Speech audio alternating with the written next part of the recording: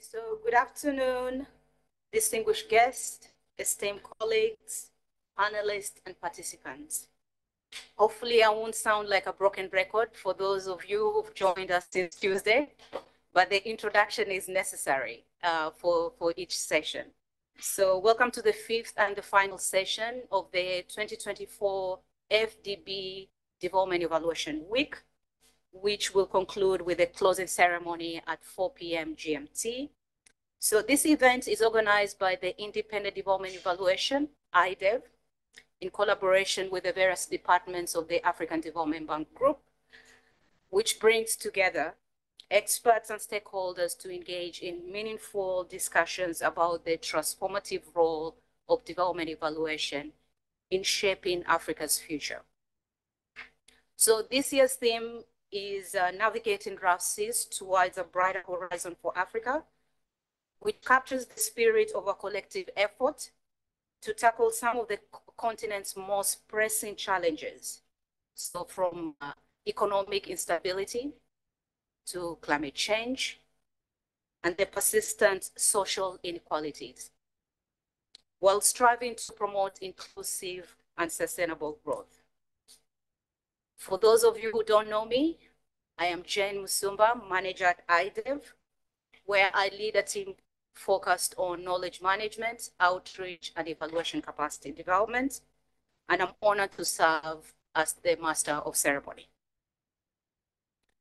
We are pleased to welcome you to our discussion on evaluating for impact, improving the quality of life.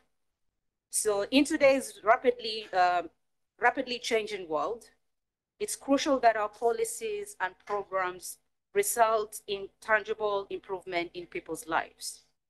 So this session will explore how development evaluation can drive meaningful change, particularly focusing on youth and women.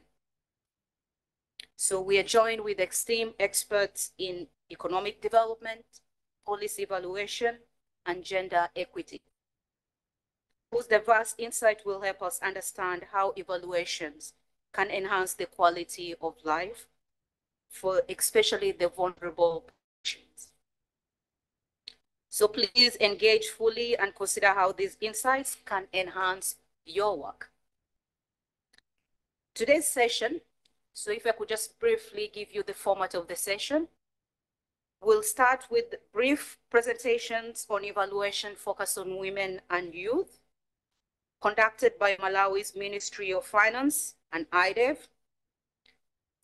This will then be followed by engaging 5-minute TED Talk style presentations, where speakers will share key insight from evaluations or discuss human-centered development in their area of work, that is health, education, skill, employment, and economic empowerment, particularly for women and youth.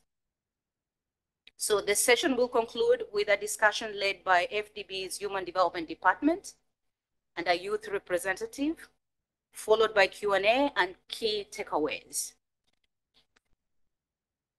Again, not to sound like a broken record, just a quick reminder that this is a hybrid event. So we have participants joining us in the room here and also online. But to ensure smooth running of the session, let me just share with you a few housekeeping rules for all participants. So please make sure your mics are muted or off for those in the room. We have interpretation in English and French. For those online, please select the language of your preference by clicking on the globe icon at the bottom of your screen. And for those of you in the room, please use the headset and select the channel that fits your language preference. During the Q&A, you have two options. You can raise your hand and the moderator will select the participant accordingly. Or you can type your question or comment in the Q&A and chat box for those of you online. And finally, today's session will be recorded. So within a few days, you'll receive the link to the recording via email. So let's dive into our program. To set the scene for this session, our first two presenters are Madhu and Hope Chipanila. And I challenge all of you to pronounce the name of our first presenter. His name is Madhu Sudan Mapuzarel, but we call him, I think I'm winning, right, Madhu? I tried, but we call him Madhu. He is the division manager of IDEV 2. I'm ashamed that I'm not able to pronounce your name very well, even though we work so closely.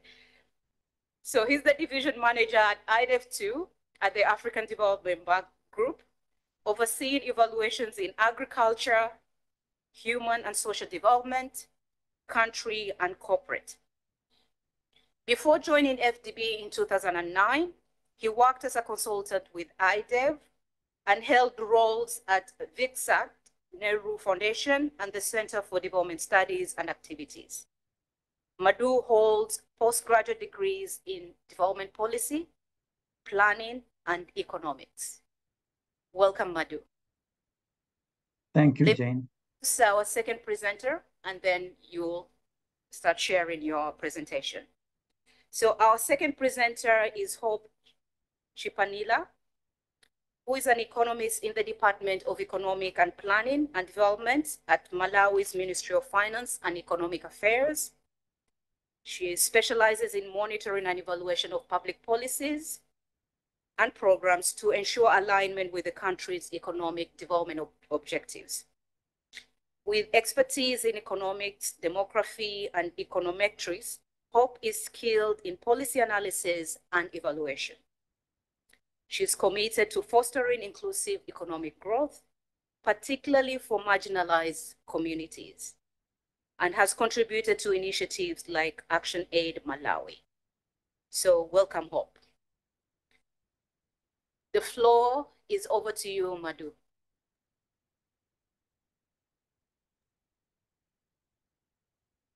Thank you, Jane.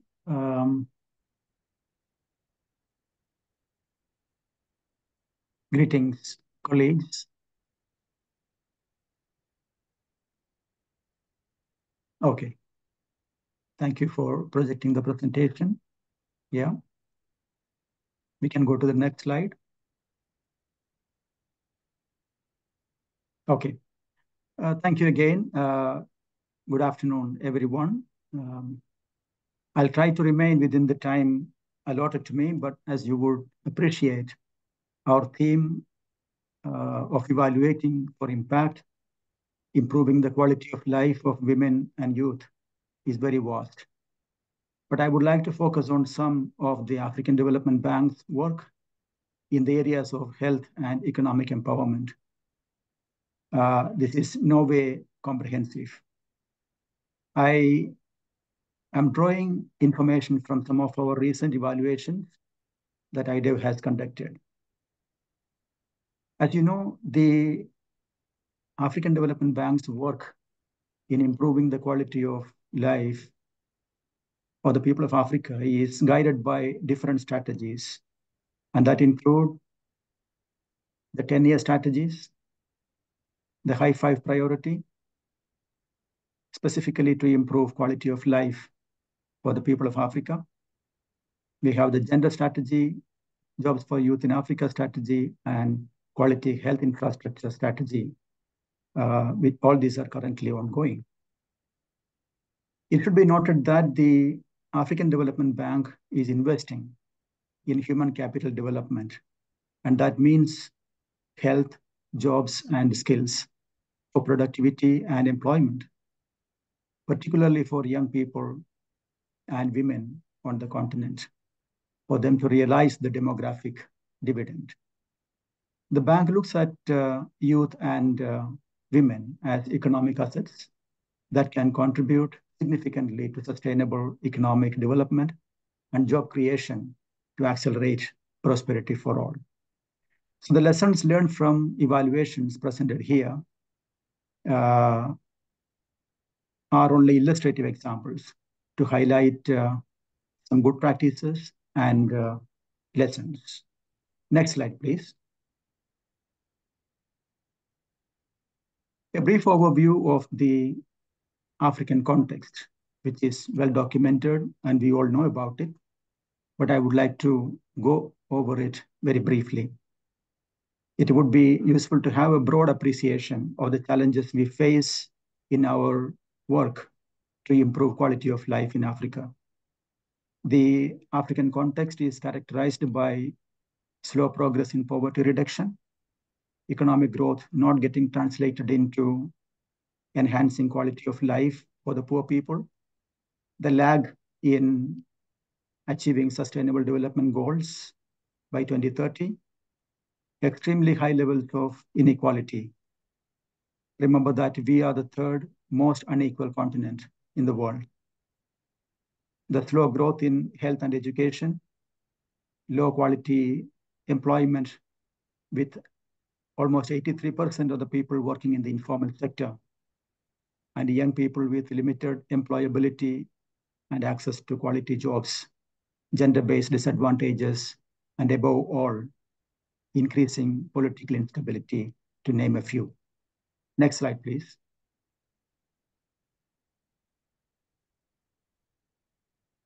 Next slide, please.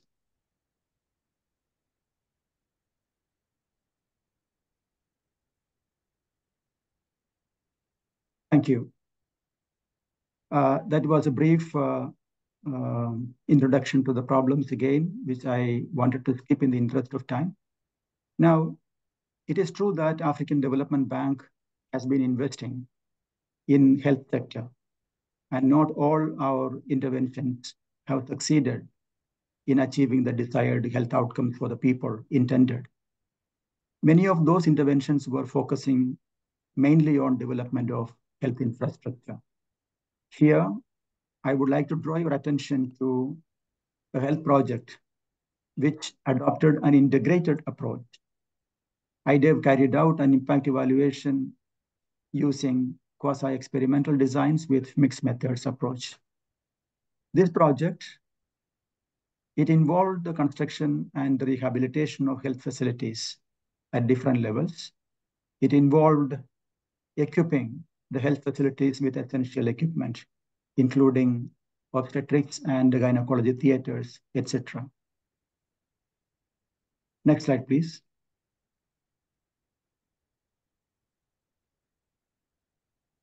It is important to note that the project achieved all expected outcomes, some at the end of the project and others after a few years. We have found statistically significant improvements in access and uptake of antenatal care, reduction in unsafe deliveries, higher quality maternal and child care, reduction in infant mortality rates and maternal mortality rates, improved staff retention and demand for healthcare services among the people in general. At the same time, we have also noted we fell short on several fronts. We did not adequately consider the demand side factors. Those were not well addressed, leading to issues of affordability for many people. And more importantly, the long-term sustainability of this project was found unlikely, with several challenges, including resource mobilization, health financing, maintenance, and staff retention. Next slide, please.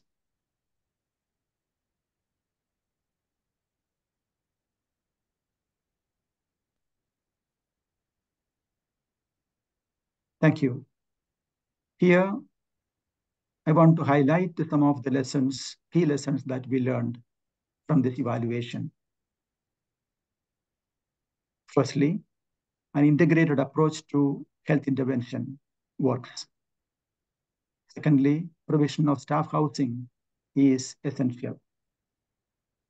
Effective project management is critical. Sustainability plans should be inbuilt and should not be an afterthought. And development partner coordination is very important. Next slide, please. Now, let's look at the economic empowerment interventions of the bank, a few. The information provided here is drawn from different IDEV evaluations, which are all available on our website. Some of those are promoting inclusive growth and evaluation synthesis, gender mainstreaming and evaluation synthesis, recently concluded midterm evaluation of jobs for youth in Africa strategy, and evaluation of small and medium enterprises concluded a few years back. These evaluations analyze different challenges to economic empowerment or inclusive growth, including the structure of the economy, the slow growth in private sector, which is hampering the growth and job creation, inadequate quality of human capital, inadequate quality of infrastructure, and weak governance, conflicts, and instability. At the same time, we have several opportunities, favorable environments, which we can capitalize on. The recent transitions to online transactions, our African continental free trade area, the fourth industrial revolution, vast arable lands that we have, and importantly, we have the largest labor force in the world. Next slide, please.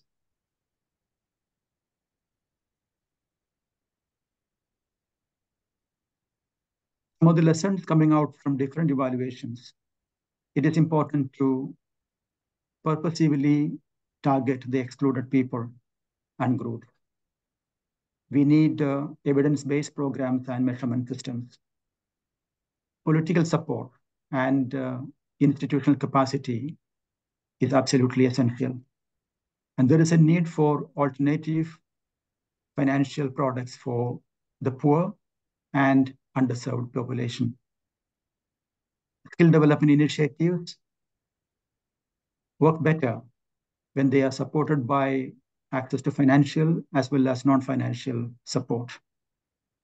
Finally, and more importantly, we can't overemphasize the role of private sector and the need to balance profitability with targeting the underserved. Next slide, please. The final slide, which is just a recap of some of the key lessons that we have learned in the evaluations I have mentioned. So the key points are integrated and multi-sectoral approaches work. Effective targeting the underserved population. Political support and institutional capacity. Donor coordination is essential. One agency cannot do everything well. Private sector role, very important for growth, job creation, and prosperity. Sustainability should be inbuilt from the very beginning of the project cycle.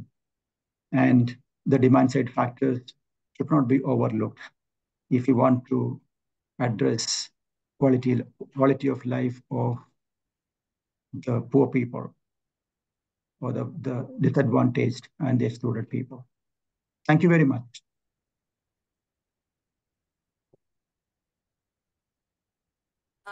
Thank you, Madhu. Just also to remind our audience that all the presentations shared during the evaluation week, they'll be uploaded on the IDEV website. So yeah, don't need to request, you'll be getting copies of that too. So thank you so much, Madhu. There was a lot of information in the slides that you shared, but I'm sure the audience will try to digest as much as they can. So we go over now to Hope. Are you ready, Hope? Yes, I'm ready. Thank you, Jane. Allow me to share my screen. First of all, let me appreciate the Evaluator General of African Development Bank, who is also the lead of IDEV, and the entire team for convening this session on evaluating for impact, improving the quality of life. So I will be presenting on a government-led evaluation on the unintended consequences of Malawi's COVID-19 urban cash intervention. So first of all, as we are aware that the COVID-19 pandemic led to unprecedented negative impacts on the welfare of people across the globe. So the government of Malawi, with support from different development partners, implemented the COVID-19 urban cash intervention in the 4 major cities of Malawi to help the urban poor residents mitigate these negative impacts that came with COVID-19. So during and after the COVID-19 urban cash intervention, there were 2 evaluations that were done. The first one was on the implementation process, and the second was on the intended consequences. However, these 2 evaluations did not incorporate the unintended consequences that might have occurred due to the implementation of the Kuchi. So the third evaluation that was done was on the unintended consequences of the Kuchi. So this was an important evaluation from 2 perspectives. First of all, on its topic itself, that it was an evaluation on unintended consequences. So social protection interventions such as cash transfers are important, but then there are few evaluations that have studied the unintended consequences that come with implementing the social protection programs. And the second perspective was the process itself. We are aware that evaluations are too often donor-driven, but this was an evaluation that was led by the government. So unlike the evaluations that are donor-driven, which in some cases insufficiently I hope to interrupt you. Can you share your presentation, please? We cannot see your presentation. Oh, we are not sharing. Okay, my apologies. Okay.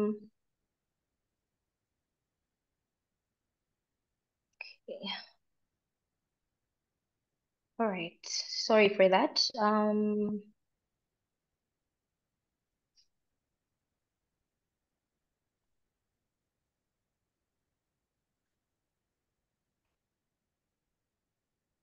Are you able to see it now? Yes, we can. Thank you.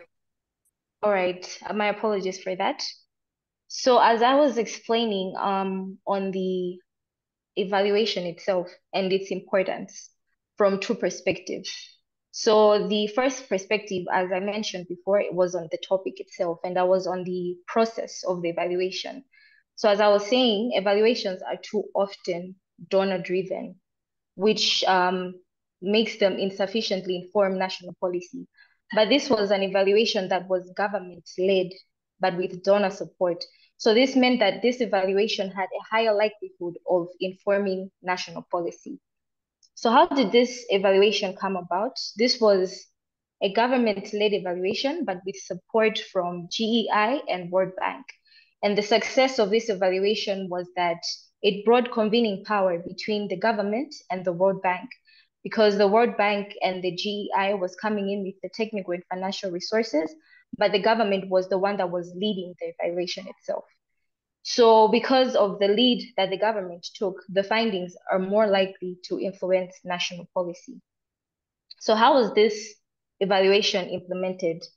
This evaluation was based on the principle of comparative advantages. So the government came in with a strong statistical analysis and survey data collection expertise, while the GEI came up with the overall evaluation design with support from Clear AA in South Africa, that came up also with the qualitative research expertise. So this evaluation was conducted with cross-sectional data, because as I mentioned before, the Kuchi itself was implemented during crisis. So there was no baseline data, there was no time to collect baseline data. So in order to address the limitation of cross-sectional data and to build a causal explanation, there was a combination between quasi-experimental statistical analysis with qualitative evidence. So the evaluation covered 3 important dimensions. The first dimension was intimate partner violence. The second was financial inclusion. The third was labor participation. So from the results of the evaluation, we found that the Kuchi associated with a small reduction in intimate partner violence and a reduction in spousal disagreements on the use of money. So from this illustration, we can see that there is a link between the Kuchi cash transfers, the intra-household disagreements over the use of income, and the incidence of intimate partner violence. So from the evaluation that was done, there was statistical evidence to show that there was a negative association between Kushi cash transfers and intra-household disagreements. And the qualitative evidence also backed up the statistical evidence, which informed through the interviews that most Kushi beneficiaries reported having lesser disagreements over the use of income because of the presence of more money in the household. So the second dimension that was covered in the evaluation was financial inclusion. So now how this program was implemented was that it was implemented during COVID-19. So it was the cash transfers were transferred using mobile money. But the setback of this was that most beneficiaries, especially the women, did not have phones to receive the mobile money transfers. So they had to use mobile money agents to withdraw the money. So after they withdraw the money, they would not continue to use the mobile money services.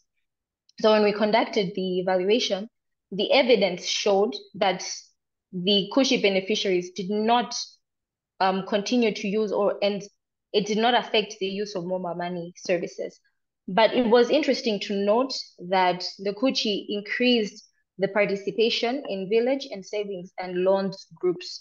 So these beneficiaries would take their cash transfers, some of their cash transfers, and join VSL groups, or they would save in the VSL groups, and also would have access to loans through the VSL groups.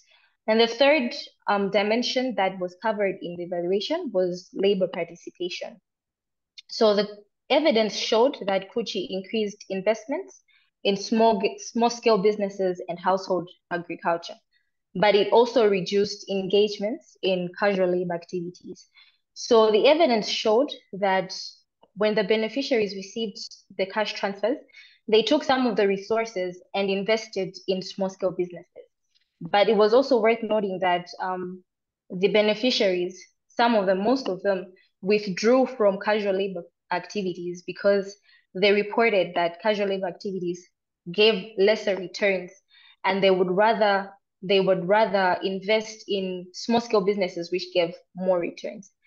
So now, as much as we experienced all these effects from the COVID-19 urban cash intervention, the sustainability of the events were low. These effects were unsustainable.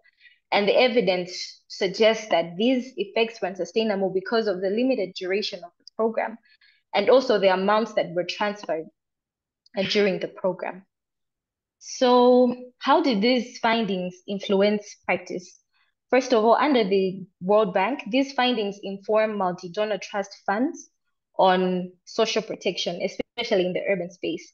As I already mentioned before, this was an evaluation that, an intervention that was done in the urban space, unlike what is usually done, where the interventions on social cash transfers are usually done in the rural spaces for those labor-constrained households in the rural spaces. But this was an intervention that was targeting urban residents, poor urban residents. And the second influence is on the GEI, and because this was a collaborative evaluation, because it combined the government and the World Bank, the GEI, the CLEAR AA, it provided a valuable experience on collaboration and capacity development. This was also the same for government, and also the government was able to have a large-scale dissemination event on evidence-based social protection. And also the findings, because this was now a government-led intervention, a government-led evaluation, it meant that the findings had a higher likelihood of informing social protection policies, even social protection policies that were beyond cash transfer programs.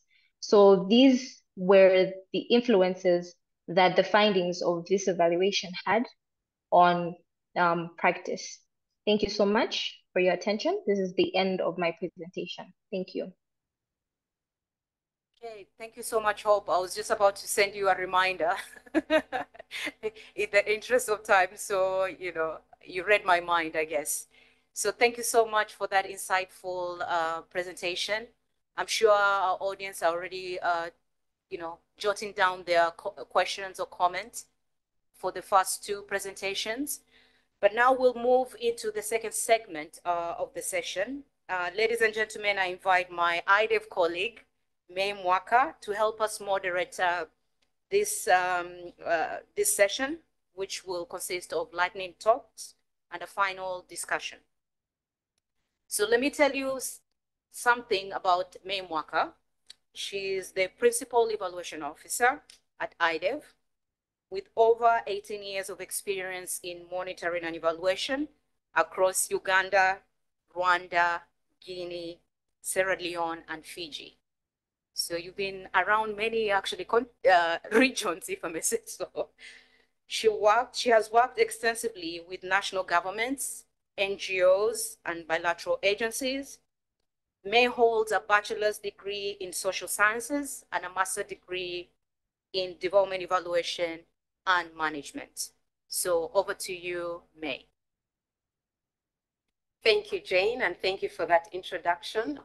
Good afternoon to all of you, colleagues in the room, but to also everyone joining us online.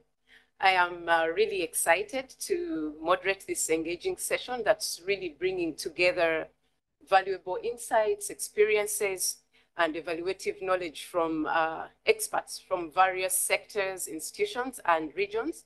So really a diversity of experiences. I'm really looking forward to a rich dialogue with you all, exploring some of the most effective instruments, tools, and strategies to amplify outcomes for women and youth. So maybe to kick us off, I'll give a few takeaways from the two presentations that we just had, starting with Madhu. Madhu is my boss. I also can't pronounce his name, so I'll take that, a couple of us. So starting with Madhu, Madhu very well laid out for us the context for quality of life in Africa in terms of the risks, the challenges that we are currently facing, but also highlighted some opportunities that we can optimize going forward.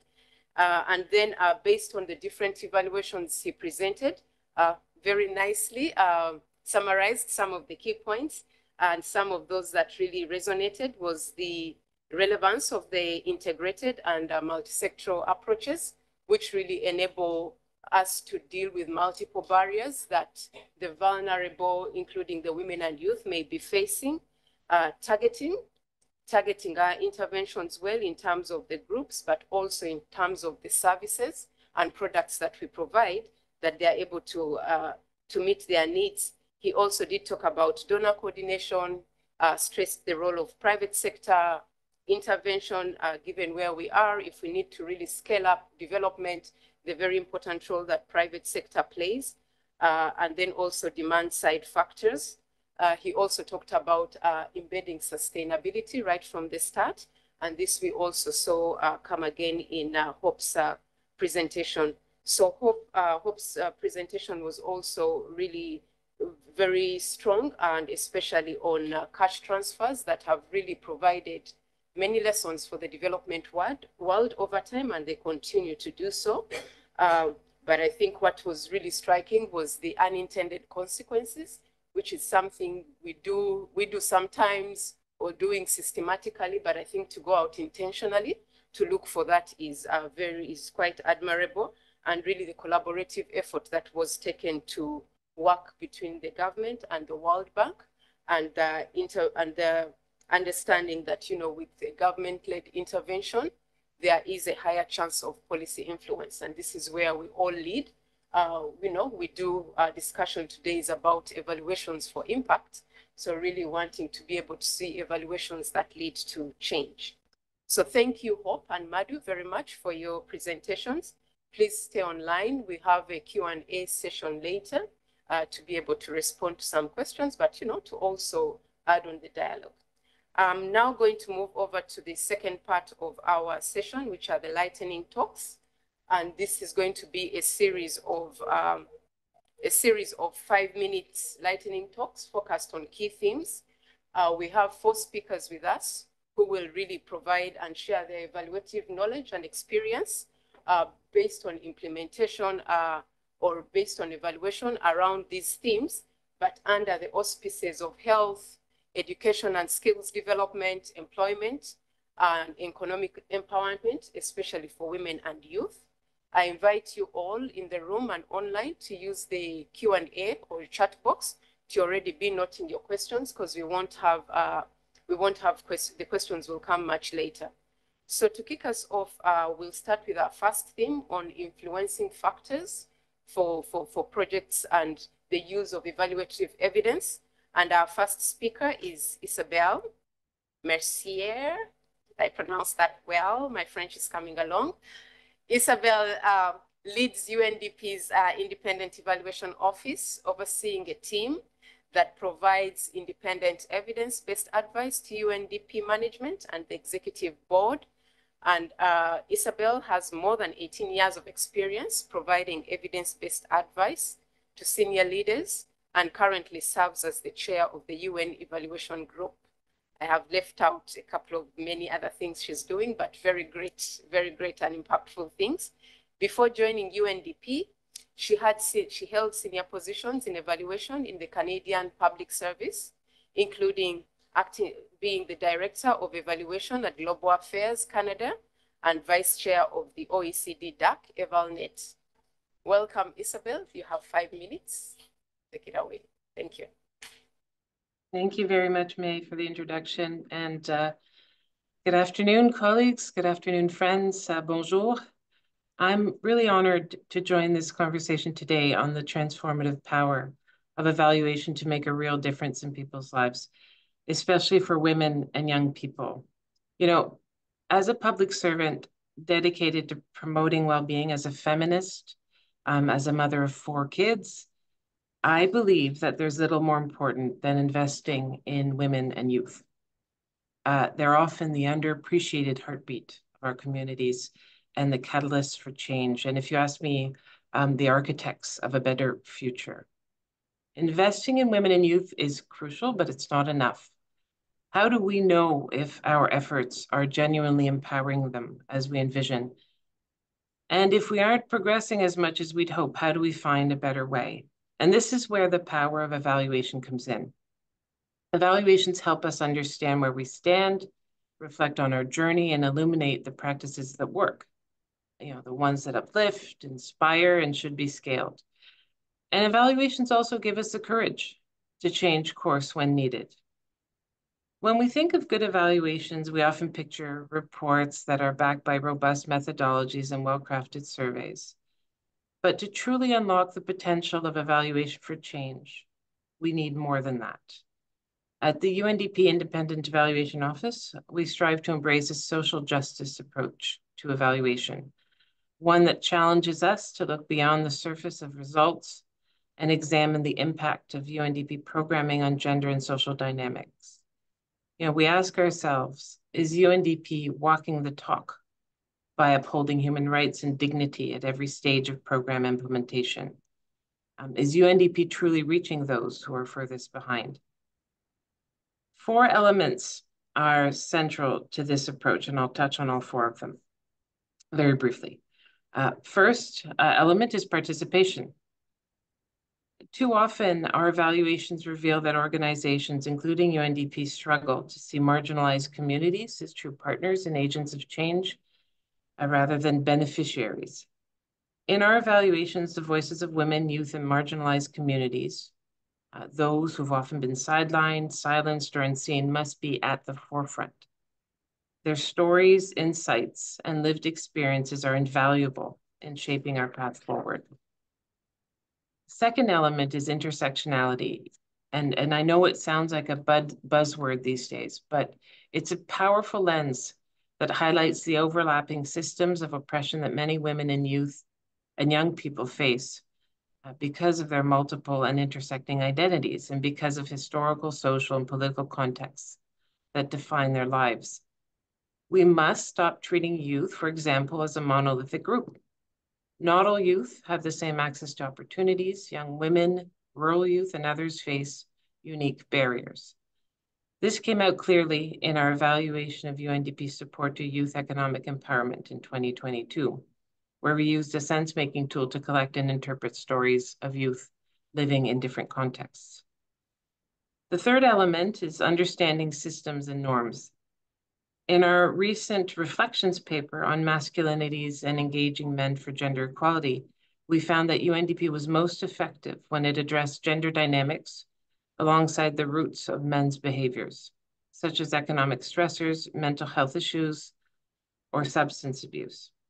And also that addressing social norms successfully requires moving beyond the individual and household level to mobilize communities and key institutions.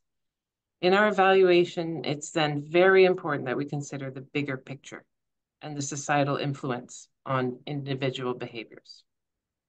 And the last and fourth element is engagement. The development challenges that our organizations face are complex, often entangled with power dynamics and institutional barriers that hinder progress. To me, our evaluations offer a unique opportunity to foster dialogue among stakeholders and partners, providing a sort of neutral platform where knowledge and insights are shared and can inform decision-making. I'd like to conclude my short talk with an African proverb that, to me, profoundly captures the essence of collaboration. It says, "Knowledge is like a baobab tree. No one person can embrace it with both arms." This wisdom underscores that our collective efforts are crucial in addressing the complex challenges we face and driving meaningful change. And I hope that by continuing to engage, share, and learn from each other through opportunities like the one offered by this evaluation week, we'll continue to get closer to the change we all aspire to achieve together. Thank you very much. Thank you very much, Isabel, and you kept within time. Wonderful, thank you. Okay, over to our next speaker, and that is who is also going to talk to the same topic around influencing factors and use of evaluative evidence, but really from a very localized example from the region. So we invite Madame Sakina. Sakina will be giving us that talk, and Sakina is, Sakina has an 18-year career in Tanzania's public service, specializing in development monitoring and evaluation.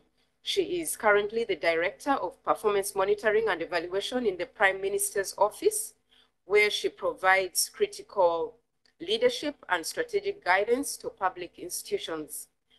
Sakina also mentors young and emerging leaders through the Emerging and Senior Women Leaders Initiatives in Tanzania, of which she's a co-founder and executive secretary. Sakina has led comparative studies in M&E systems, institutional arrangement across various countries. So she comes with that wealth of experience, but she's also intervened with the women and the young leaders. So Sakina, over to you. Are you muted? Already introduced, my name is Sakina. I work with the government of Tanzania. And today I just want to participate in this special program, African Development Bank IDEV Evaluation Week, which is very crucial to me. I do congratulate all of you for organizing this special event. And of course, in this session on, I would love to talk about how evaluating for impact and the way it has led to improve the quality of life. And my area of my focus, I thought I have to go through on women and youth because women and youth, as we all know, it is a fact that empowering women and youth contributes a lot to social development. That's why I had to focus on that, because it has a direct contribution on social development. And my presentation will also really looking on rural electrification in Tanzania, which is one of the big projects which is implemented in the country. But also I just want to share the light on how the power of evaluation in rural electrification in Tanzania.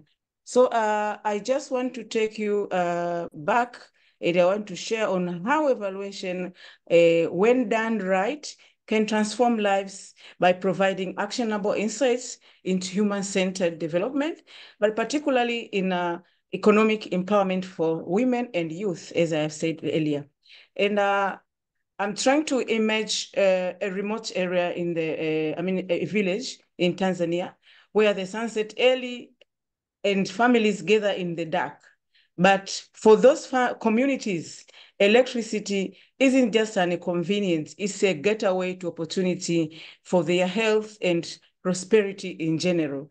So, but achieving by having a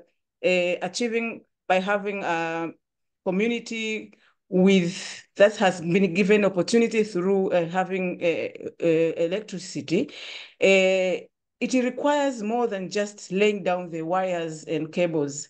It requires a deep understanding on what truly works. This is where evaluation comes in. And for me, I just want to illuminate the progress through evaluation on the power of evaluation in rural electrification in Tanzania. Because evaluation are like a spotlight, as we all know.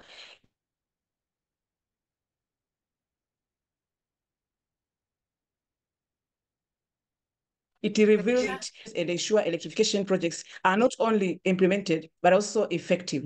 So it also helps to share information, knowledge, and experiences. But achieving it, it's just, as I said, it's just not only laying the cables and wires. It requires a deep understanding. So I just want to share a simple example in Tanzania through the program known as Tanzania Rural Electrification Program, which was launched to bring electricity to rural areas. This program faced many hurdles, but we are finally on the right track.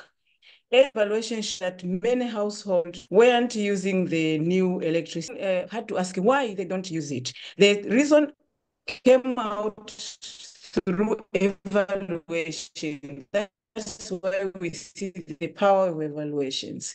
Cost of electrical appliances and the lack of local maintenance support were the major barriers. So by uncovering these insights through evaluations, evaluation guided crucial and adjustment to the program, making it more and human-centered, and it just Sakina, could you turn off your video? Results out of it. I want to share the. Do you see me? Sorry. Hello? No, this is better. Keep off the video. We can hear you better now. So just go on. Okay. So I just want to share example of program through the rural electrification program in Tanzania, which with the goal of bringing electricity to rural areas. As I've said, this program had a lot of hurdles, but early evaluation showed that while the infrastructure was in place, but many households weren't using the new electricity. And that is where the evaluators came in to dig down to understand why they don't use the available facilities which we are given by the government, and found that the high upfront cost of electricity appliances, but the lack of local maintenance support were the major barriers. So by uncovering those insights, the evaluation provided adjustment to the program and make it more human-centered. So it's like including the needs of the city, of the people who are the beneficiaries of the program. And in response to the findings which were coming out from the program, the Tanzania Rural Electrification Program implemented a new strategy out of it. And the strategy was suggesting having the affordable solar home systems and local training programs. So evaluation like that have helped and show the remarkable results. And I wanted to share one of the examples from the village, from the district where I come from, the solar kits provided not only light, but also power radios. You're running on time. Sakina, running on time. You're over. Yeah? Okay. But thank you. Interesting. But so that thank you. I just want to share the power of evaluation to inform our policies and the programs. So that's it. Thank you so much for giving me opportunity. Thank you very much, and sorry for cutting you off. So thank you, Sakina, for your sharing the Tanzania experience and how evaluations were used to really inform actions within the program, but also the policies. So we are going to move over to our third speaker, who is going to be talking on the key factors for effective strategies and scaling up successes. And this is none other than Dr. Pauline, let me pronounce the name well, Dr. Pauline Basinga, who is the director of the Bill and Melinda Gates Foundation in Africa. He leads the foundation's work across the continent. Previously, he held various positions for the foundation, among which were Senior Program Officer, a Global Director of Program Advocacy and Communications, and Director of Health, as well as a Country Director in Nigeria.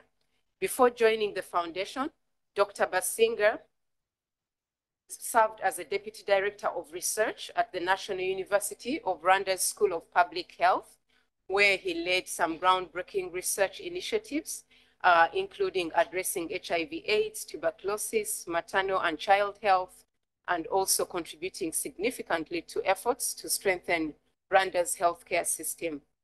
Pauline holds a medical degree from the National University of Rwanda, complemented by a master's degree and PhD in international development from Tulane University.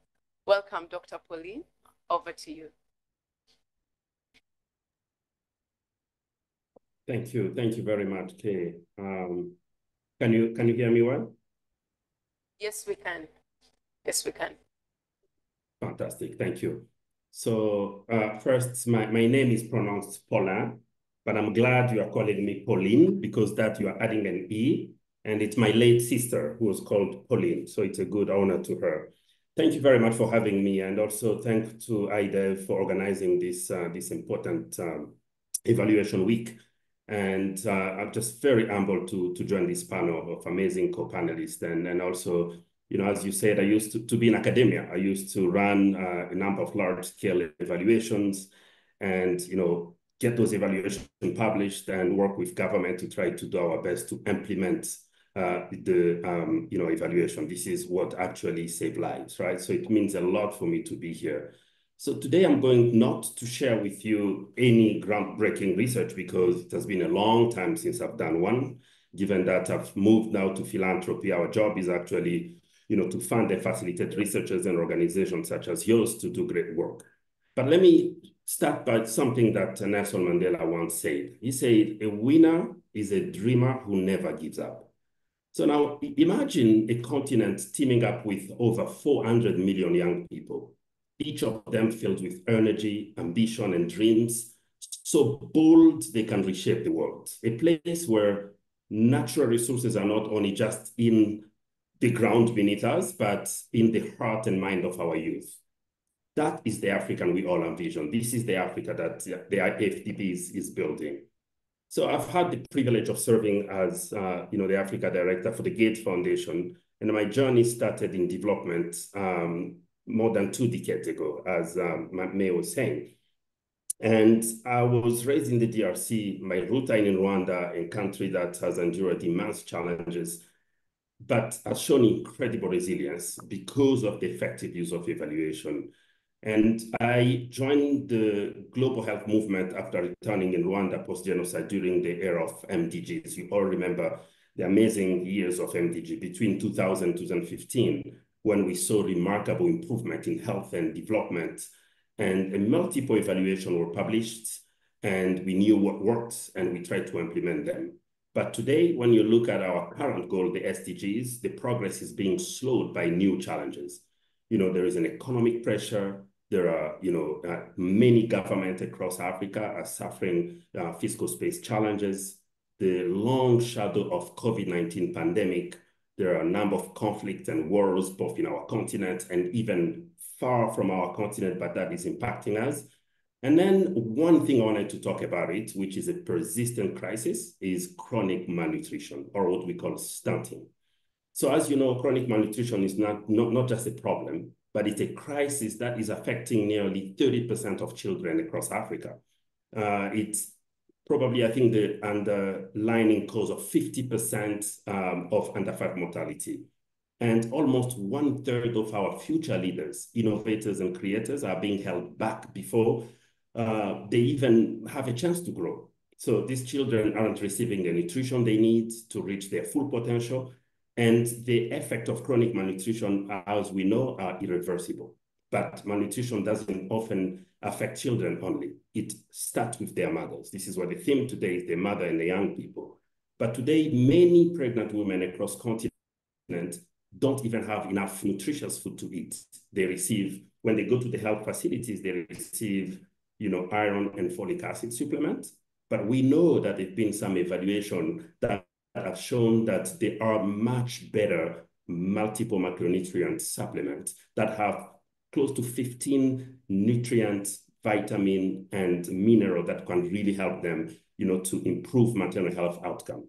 Yet, across Africa, not many countries are providing all those to their pregnant mothers. So we must bridge this gap by acting on the finding from existing evaluation that highlight the most effective way to boost agriculture productivity, scale innovation like MMS, fortified food, etc. So it's really critical that we do our best to make sure that everyone, especially kids, young people, pregnant women, receive those innovative solutions that we have. By doing so, we can actually prevent malnutrition before it starts, ensuring that every child receives the strongest, healthier foundation they need to grow into a productive youth and adult. At the same time, we must provide women with the nutrition and healthy, health services that they need so that they can nurture the next generation. Now, as I travel across the continent, from Nigeria to Ethiopia, Senegal, or here in Kenya, where I'm calling from, and beyond, I'm always struck by the resilience and joy of our people. In every community, when you go, you find children playing, the laughter filling the air. Despite some not having modern playgrounds in other parts of the world, their creativity knows no bounds. Yet, when you see many kids playing, you ask their age, most of them have the same age, but they don't have the same height.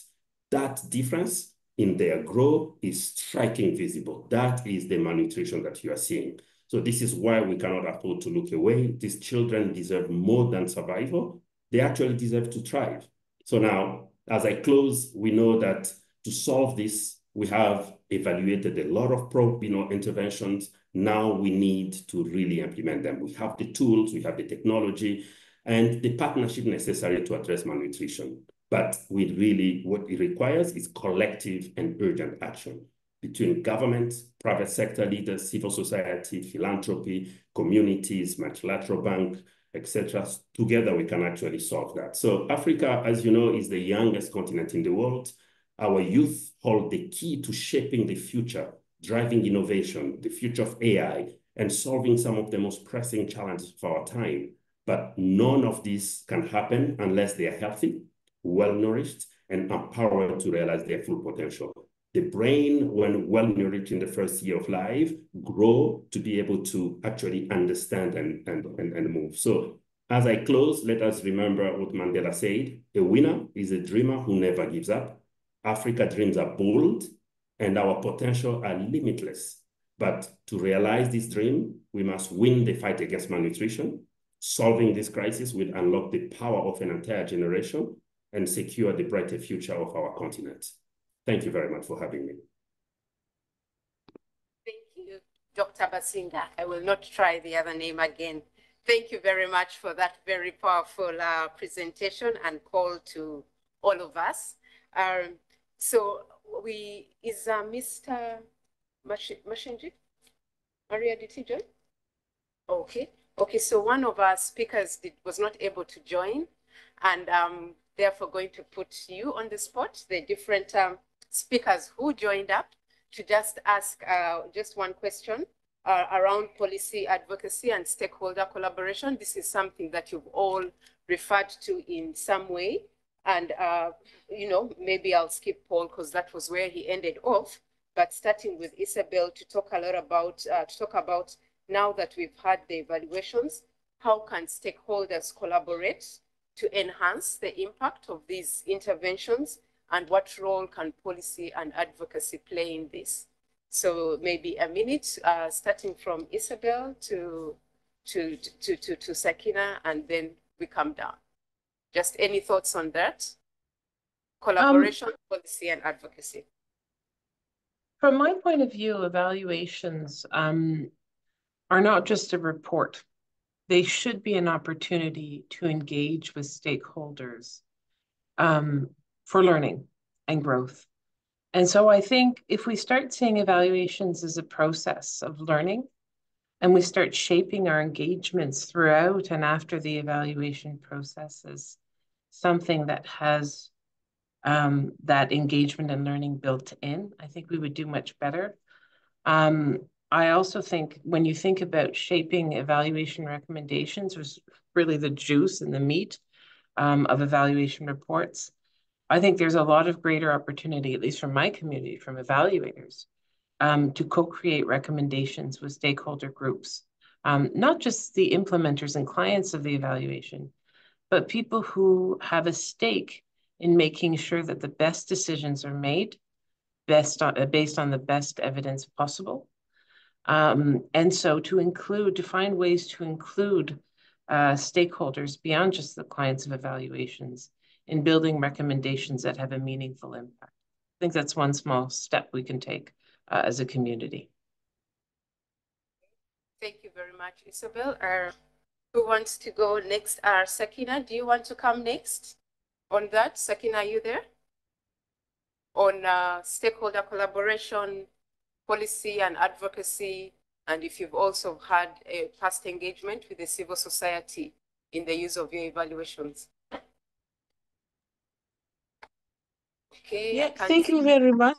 When it comes to evaluations, we as the government, the CSOs, a lot of stakeholders are very important to us. So when it comes to evaluations of projects and programs, they are the key partners, and we make sure they are all involved on the way. So I do encourage to have like a proper collaboration, MOUs, and we must all go together, because at the end of the results, the impact for our citizen and who will benefit from any results coming out from the project implemented. Thank you so much. Thank you, Sakina. Hope, did you want to share something?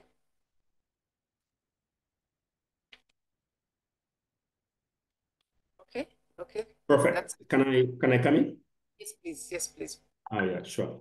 No, thank you very much. Just one point I wanted to ask, to add on the, policy advocacy. I think, this is the time for all of us as practitioners of evaluation to do as many meta-analysis as possible, to kind of like list everything that we know works to provide to government. It's really great that you've been able to bring, senior government leaders from Tanzania, Malawi, and others. We are living in an unprecedented time where many governments across Africa are spending more of their budget to pay interest rate in debt than they're investing in health, education, agriculture productivity. The fiscal space is stretched, and they don't have ability to actually expand their fiscal space and spend on development, right? Now, every dollar that any government has become extremely precious. So there is no time to try things that does not work, and the evaluation provides us that. So if we, when a Minister of Planning and Budget or Minister of Finance is thinking about their budget, they just need to really look at intervention that has the highest return on investment and the highest probability to increase, outcome, right? Because there are many interventions that doesn't work, and we continue just to do them because the last year budget, there was a line budget, we just continue to implement. This is the time to actually go back and say, how can we do better with the small resources that we have? So evaluation plays a critical role there. Very well put, Dr. Basinga. So thank you. So thank you all for the lightning talks. And I think we'll all agree that they did keep within time. They were truly lightening and memorable. So thank you all to the speakers. And so we'll go on. I'll give very few remarks or highlights from from the three speakers. I think you all did re-emphasize the importance of evaluation and its relevance in really informing action. I think I like when Isabel says that, how do we know where we are? How do we find a better way? But also the courage to make course corrections, because it's not enough to just have the information, but the ability to work on it. And coming on to Sakina in terms of how evaluations have been used to really make course corrections in those programs when things were not working.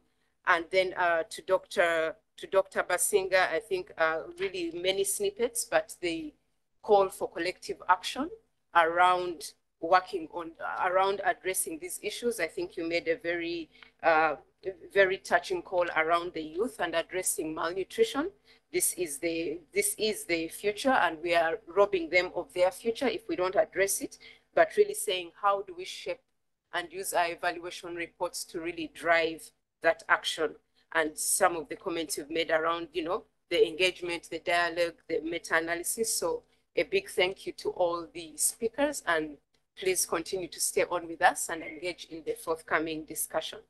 So I'm now going to transition over to the third part of our session, which is a discussion led by two estimable discussants who are going to present their perspectives on the ideas presented in the first two presentations, but also the lightning talks, and really give their own perspectives and idea, but also share about the use of evaluative evidence, policy advocacy, and collaboration and scaling up solutions. So our participants come in with two different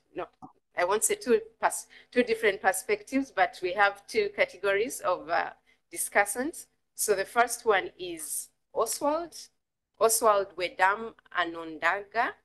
I hope I am pronouncing your name well. And Oswald is our youth voice today. So I don't know if we had other youth in the room. I hope there are many sitting out there, but he's really here to give us that youth perspective. Oswald was one of the top 100 impactful change makers in Africa. He is the founder and CEO of Floodgates International. He is a fellow of the African German Young Leaders in Business Network and an ambassador for the Canada-Africa Innovation Summit. He also serves as a Chief Technology Officer. He's also an international director of membership for the Federation of African Law Students, where he manages a network of over 33,000 law students and young lawyers across 37 countries. So Oswald, we are very pleased to have you here. He holds a bachelor's degree in computer science and a couple of law degrees from the University of Ghana. So Oswald, we are very pleased to have you here. On the other side, we have with us a colleague from AfDB here, and this is Mr. Tapera Jeffrey Muzera, who is the lead expert for the Jobs for Youth in Africa strategy of the African Development Bank Group. If you know about youth here, you know about Tapera. Yeah, speaks very passionately, so very happy to have you here.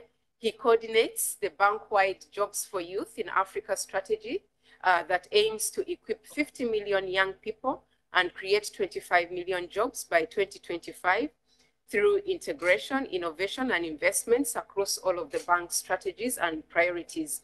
Before joining the AfDB in 2018, Tapera worked as a chief technical advisor for the International Labour Organization Enterprise Department in Geneva, with deployments across various African countries.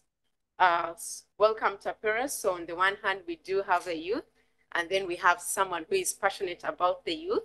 So we are really looking forward to hearing from you. Are these complementary views? Are they distinct? Okay, so we look forward. Oswald, I'm inviting you to go first to share your perspectives from the presentation and the lightning talks. Oswald, are you on? Yes, I am. Thank you very much. Are you able to hear me? Yes. All right, thank you very much. I would want to thank the evaluation team and everyone else who is on the call for this invitation. Also, I want to also thank the speakers for sharing their wonderful insights from various angles and from various aspects. My name is Oswald Anonadaga, the founder and CEO of Floodgates International. And we are a company that are leading in the democratization of digital technology for advancing and accelerating development outcomes across Africa and in many other places. And our work has been awarded by the US Department of State with invites to the White House and even the African Union Global Startup Competition as well. In terms of evaluation, this is a very interesting aspect that concerns the youth, because the youth have many different views as to the development projects that are implemented across and the impact that it has on young people and women across the continent. And so I'll be sharing a few perspectives as well. But first, let me acknowledge the contributions that have already been made. Isabel's contribution was particularly insightful, especially in terms of how women and youth are critically important to sustainable development and why evaluative methods should consider those aspects as well.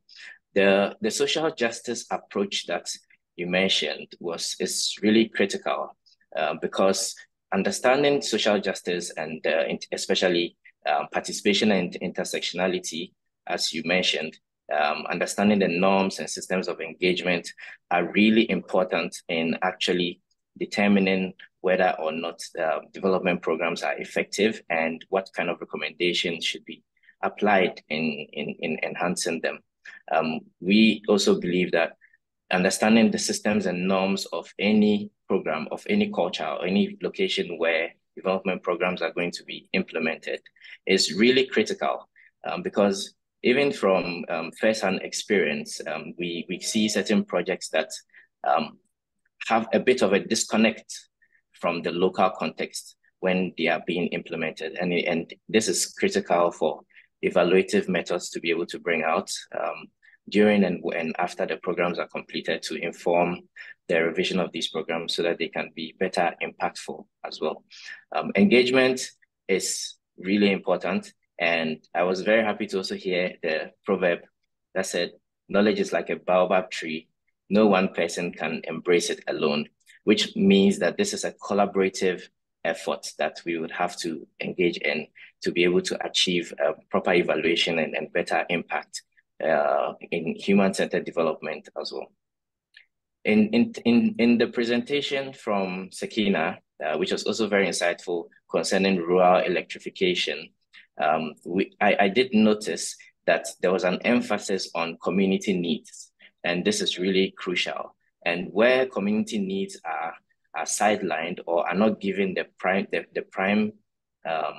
priority in considering the implementations of the projects, it can result in certain kinds of results that we do not expect. And so community needs are really important. The collection of these community needs, the research to identify which needs are important and being able to prioritize them, and then being able to address them effectively is really critical to evaluation. So that was a really good point that I believe was made. Also, human-centered adjustments, as you mentioned, make a really big difference. It's really important for adjustments to be made, which are during and after projects, to actually determine how our development projects can have a better impact in the society. And then the use of modern methods that you mentioned, it was very interesting to me, especially as someone within the technology field, like mobile data collection and amongst other things. To capture real-time impact and to observe real-time analytics is critically important. And Paul's recommendations as well, Paul's presentation was particularly insightful because of the mention of Nelson Mandela's quote, which said, "A winner is a dreamer who never gives up."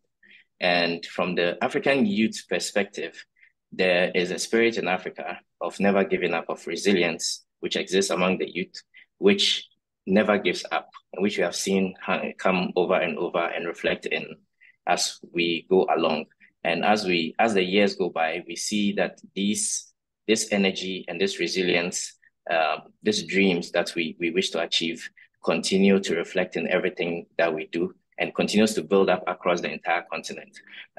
Africa has the potential to be able to drive impactful change, and this is really important.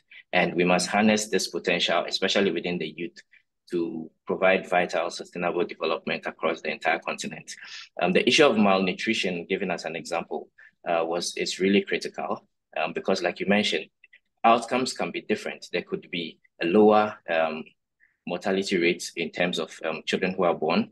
However, the nutrition factors can really affect how they develop and then how they are able to participate in society as well. So I want to thank you also very much for those insights, which are really important. And then your mention of the need for collaborative efforts in actually bringing everything together. And so these are some of the points that we noted.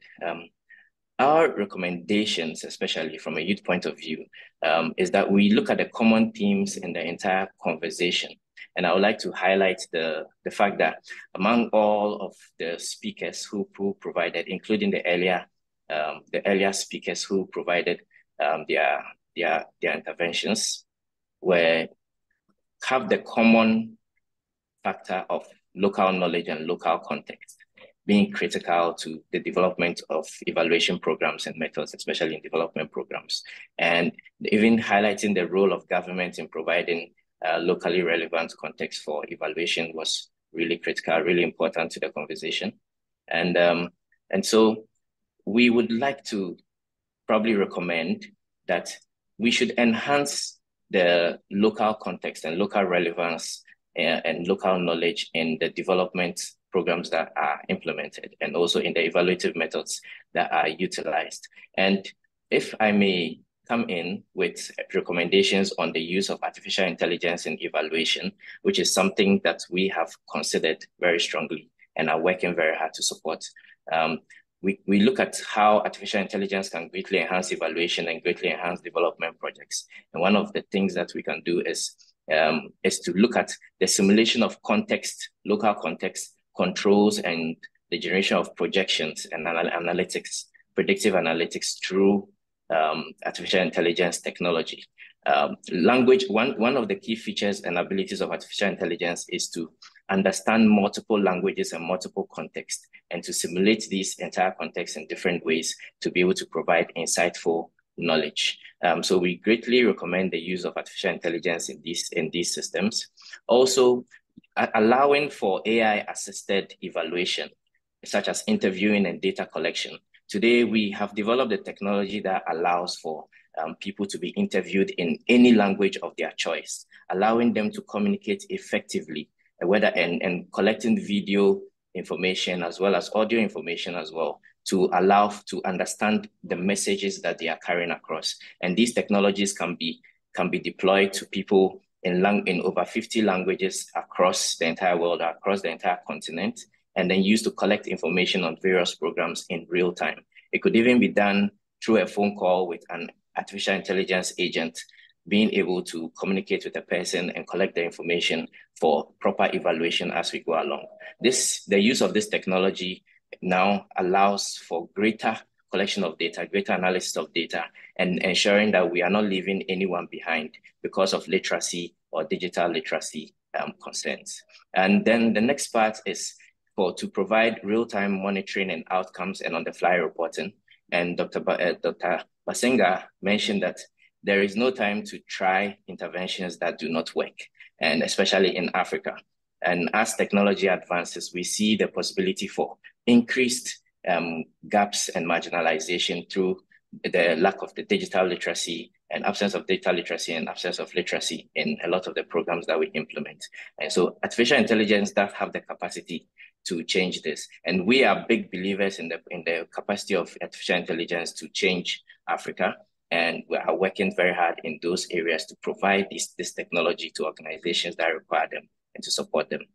And if I may ask a question also to the speakers, I would want to say, I would want to ask one question, and I would want to hear your response to that, which is, how can the youth accelerate development and evaluation? And I would like to know from the perspectives and the considerations that have been made in your various organizations to allow for the youth to have a place and to participate. Because I'm always reminded about an interesting conversation on Twitter that happened a few years ago, but had stayed with me, whereby one person shared a proverb that says, the youth can travel fast, but the elders know the road. And another person responded saying that the youth have Google Maps. And so now it's just a conversation that highlights the power of technology, being able to harness all of the collective experience that is available and that may have been passed down through intergenerational dialogue, and providing it through technology to young people who may be inexperienced but have the energy and the capacity to execute it, and shows the potential that the youth have to be able to support all the initiatives and the programs that we have. And I thank you all for your comments. I thank you all for your insights and for providing the chance to contribute to this conversation as well. And I wish you all the best. Thank you.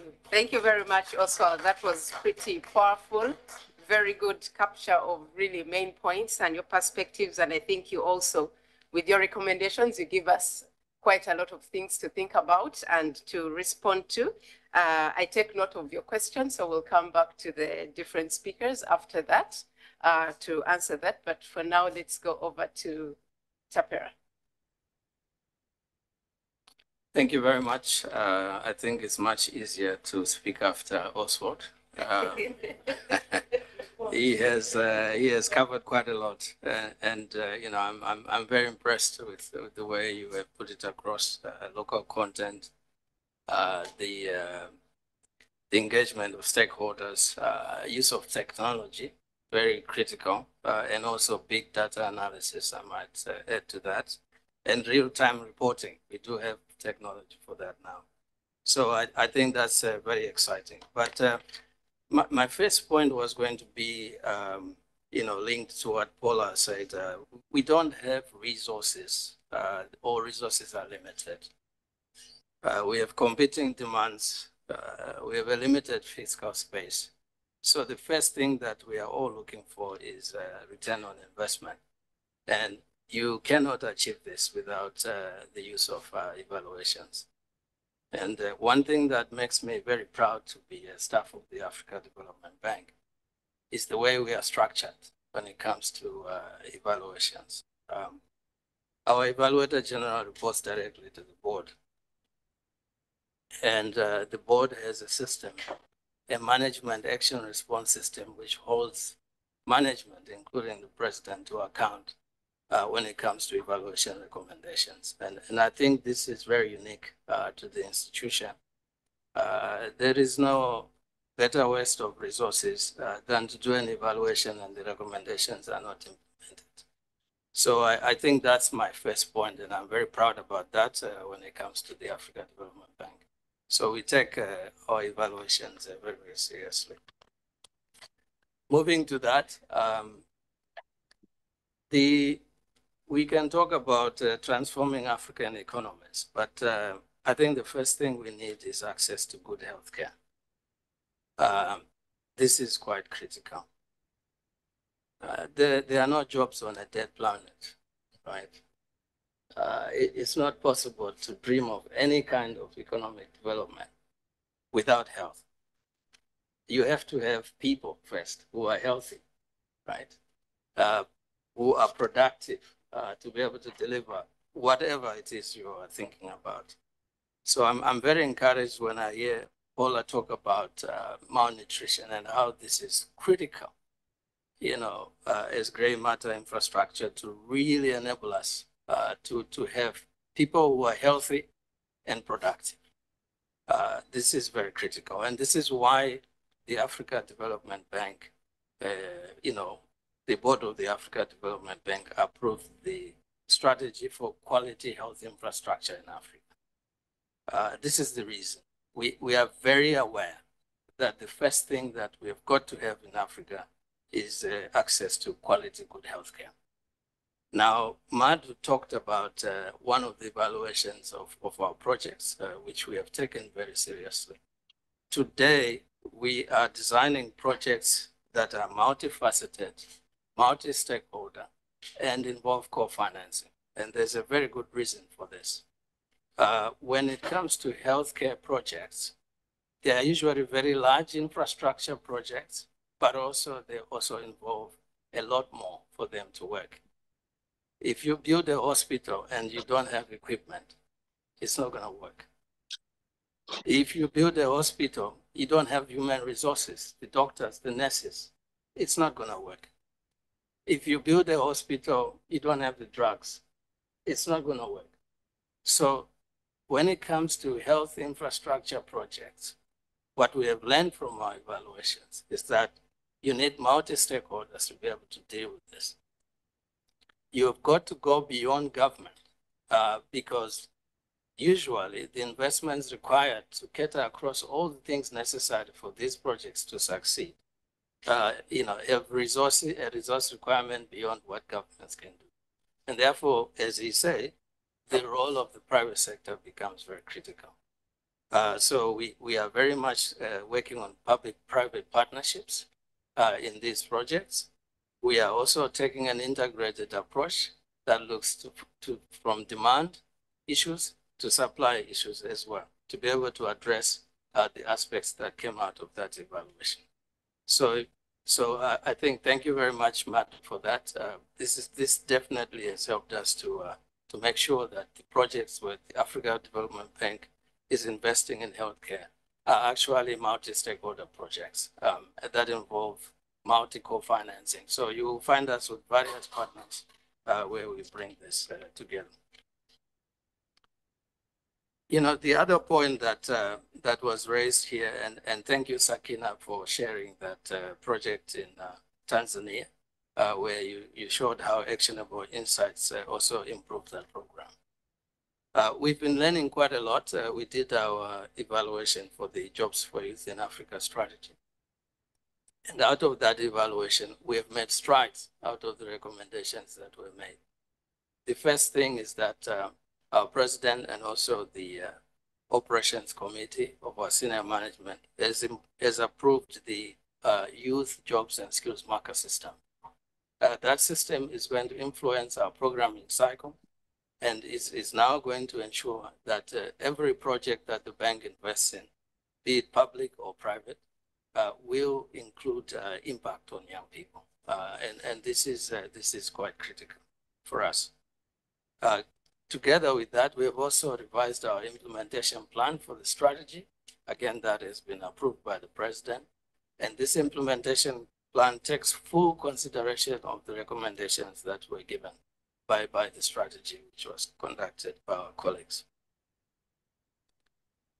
What we have learned from this strategy now, moving on to young people, and I'm very grateful for the previous speakers who have clearly shown that young people are actually an asset for the African continent. They are not the problem. They are an asset of the continent. And so our job is to make sure that we invest sufficiently into that asset in order to allow young people to participate in Africa's economic transformation. And there are three things that we have seen are required coming out of the evaluation, our practice, and some of the iconic projects that we've been implementing.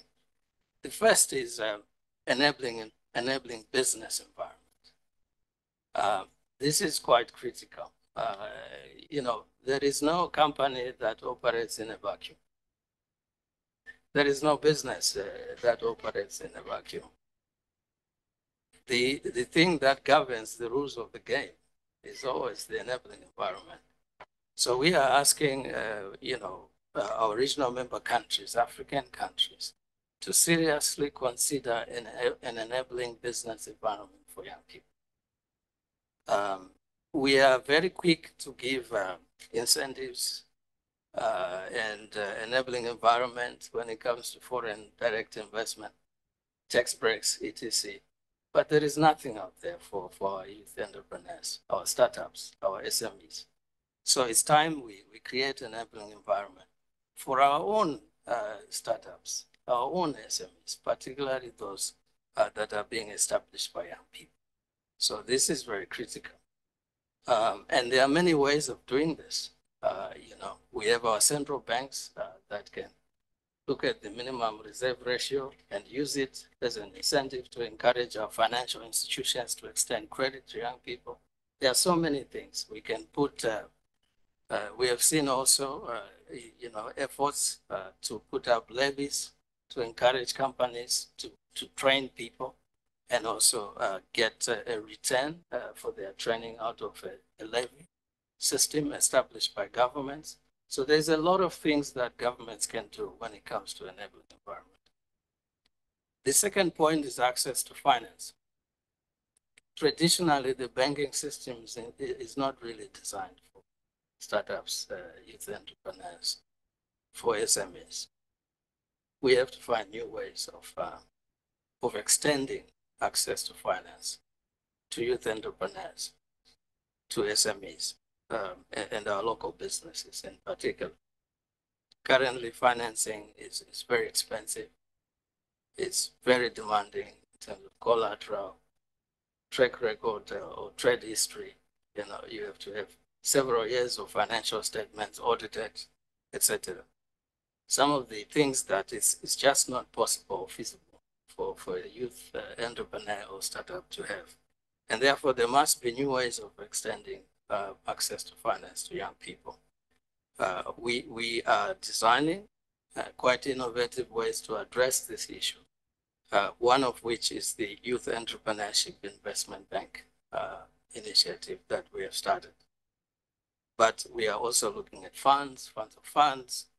We are also looking at fintech and various other ways to find solutions to this issue. But it's quite critical if we are going to develop youth entrepreneurs.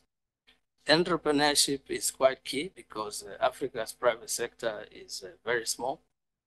It's failing to produce the required number of jobs as compared to labor market entrants. There are just about 3 to 4 million formal jobs on the market every year. But if you look at what education institutions are tuning out, it's just not enough. So therefore, we have to invest heavily in entrepreneurship. My last point is mentorship, labor market, and entrepreneurship skills. This is also very, very critical. Labor market skills, we want to close the skills gap and mismatches between our institutions of training and also what the private sector requires now and into the future. And finally, mentorship is quite critical. So especially when it comes to youth entrepreneurship. I'm told my time is running out, so I'll stop here. But thank you very much for having me. Yes. Thank you very much, Tapera, for those words and for really also illuminating to us some of the things that we need to be doing to our young people who are the asset of the continent. So thank you very much. We are running behind time, yeah. So I'm going to just quickly get into the questions and answers, and then we'll probably close it off with a response to Oswald. We owe him that. So I'm going to start off with a question, about 2 questions from the people in the room. Anyone?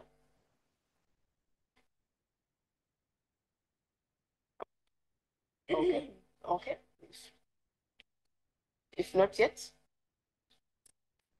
Eric?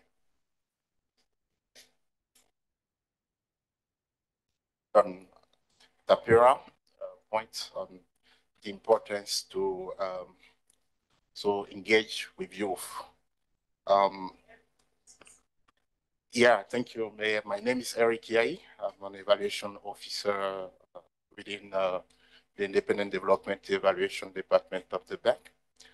I also had the chance to work on several evaluation touching on human capital development, job for youth, inclusive growth, and other related topics. So my point is just to highlight one of the lessons we learned during this process, which is to not only consider youth as just respondents, but to really incorporate their voice, even from the evaluation design. And this was an important lesson because we realized that those youth were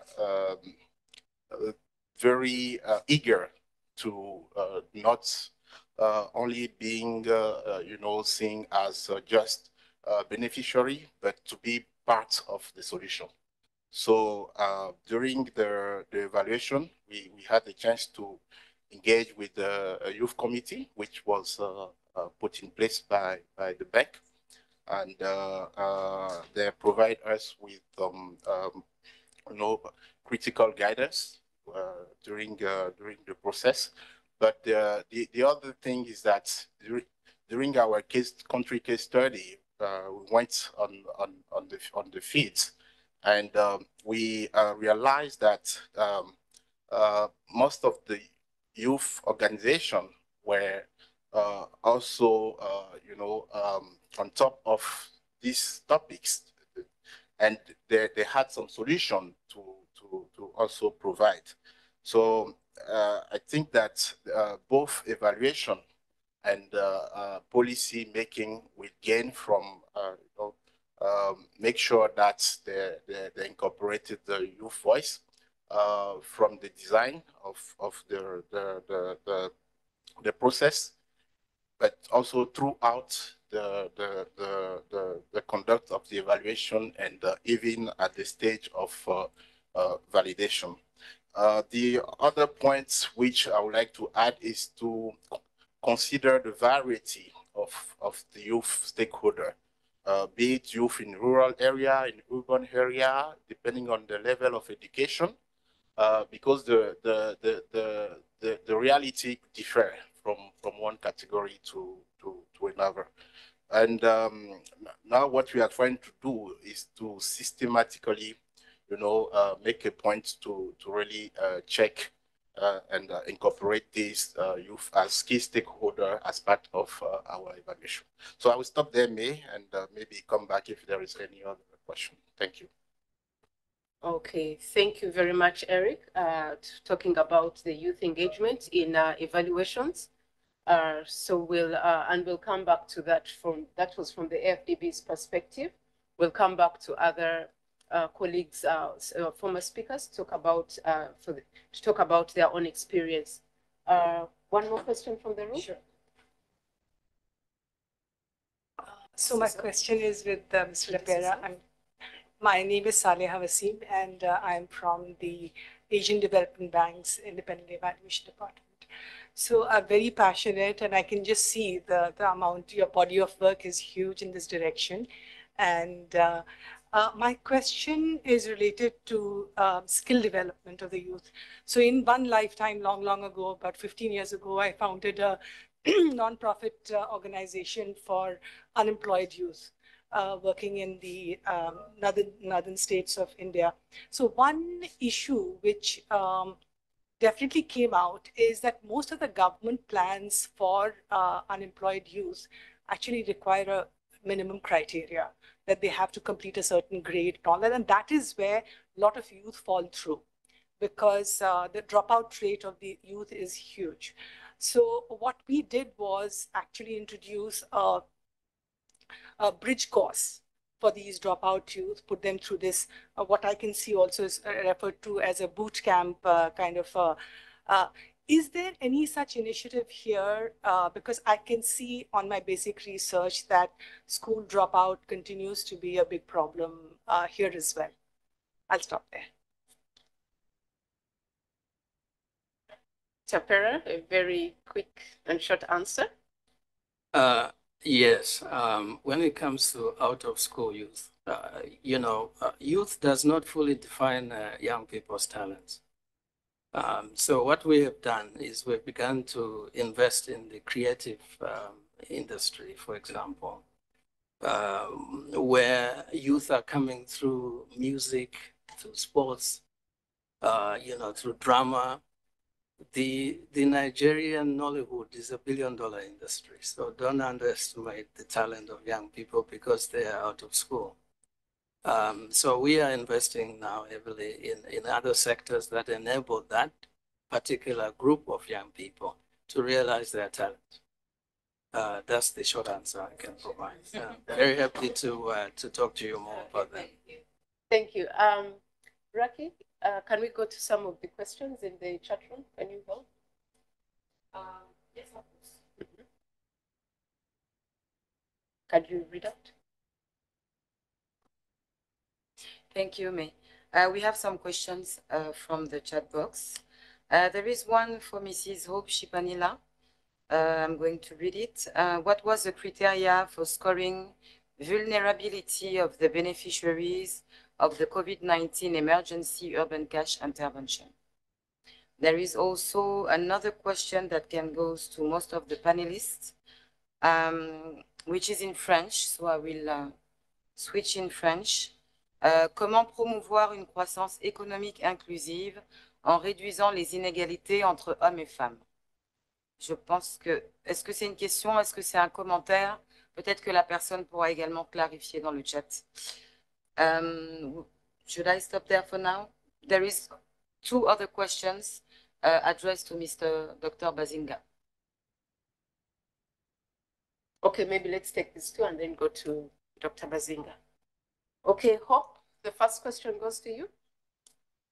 All right, so before the program was implemented, there was an identification of hotspots that was done in the 4 major cities to identify which areas had higher levels of poverty. And so after the hotspots were identified, there was another identification that was used to now find out which households in those poverty hotspots were the most vulnerable and were more in need of the cash transfers. So this was also assisted through the local leaders, the community leaders like the chiefs, because regardless of how these were urban areas, they were still the urban poor. So their livelihood was not really very urban. There was still that leadership from chiefs and other local leaders. So these local leaders came in to validate the households that were identified to decide if these households were vulnerable and needed to receive the Kuchi cash transfers. So after this identification, the households were asked to register to receive those Kuchi cash transfers. So this registration also involved the Know Your Customer identification process, where they would go with their IDs and they would get SIM cards that would be used to receive the Kuchi cash transfers.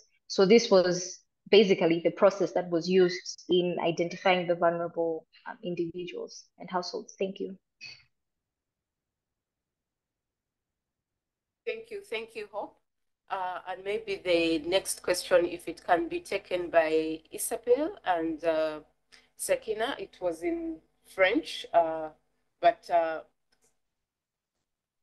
it's not really a question. Okay, so then we move.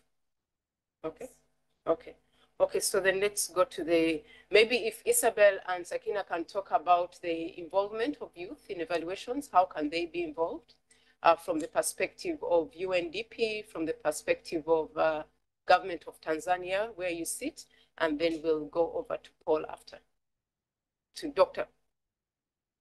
Bazinga after. Would you like me to start? Yes, please. Yeah. Well, I mean, I can say right now, I don't think that UNDP evaluation uses or taps into youth enough. I really like the idea of having Eric, I think, said it, a youth committee. I think that's a fantastic idea. and also working with organizations that are focused on youth or run by youth.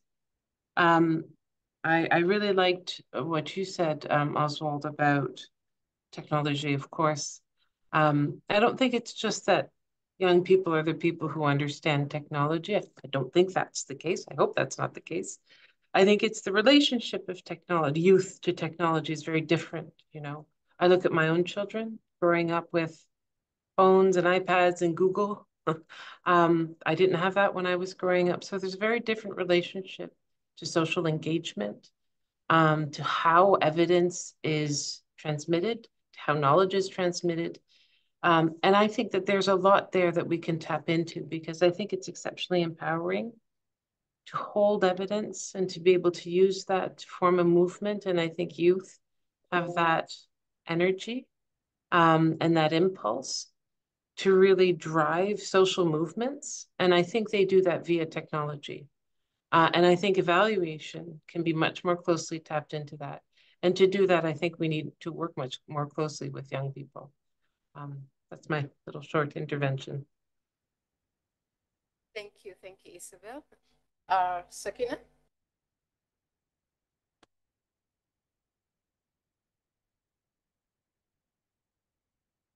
Hello, are you muted? You're muted, Sakina. Yes, thank you, May.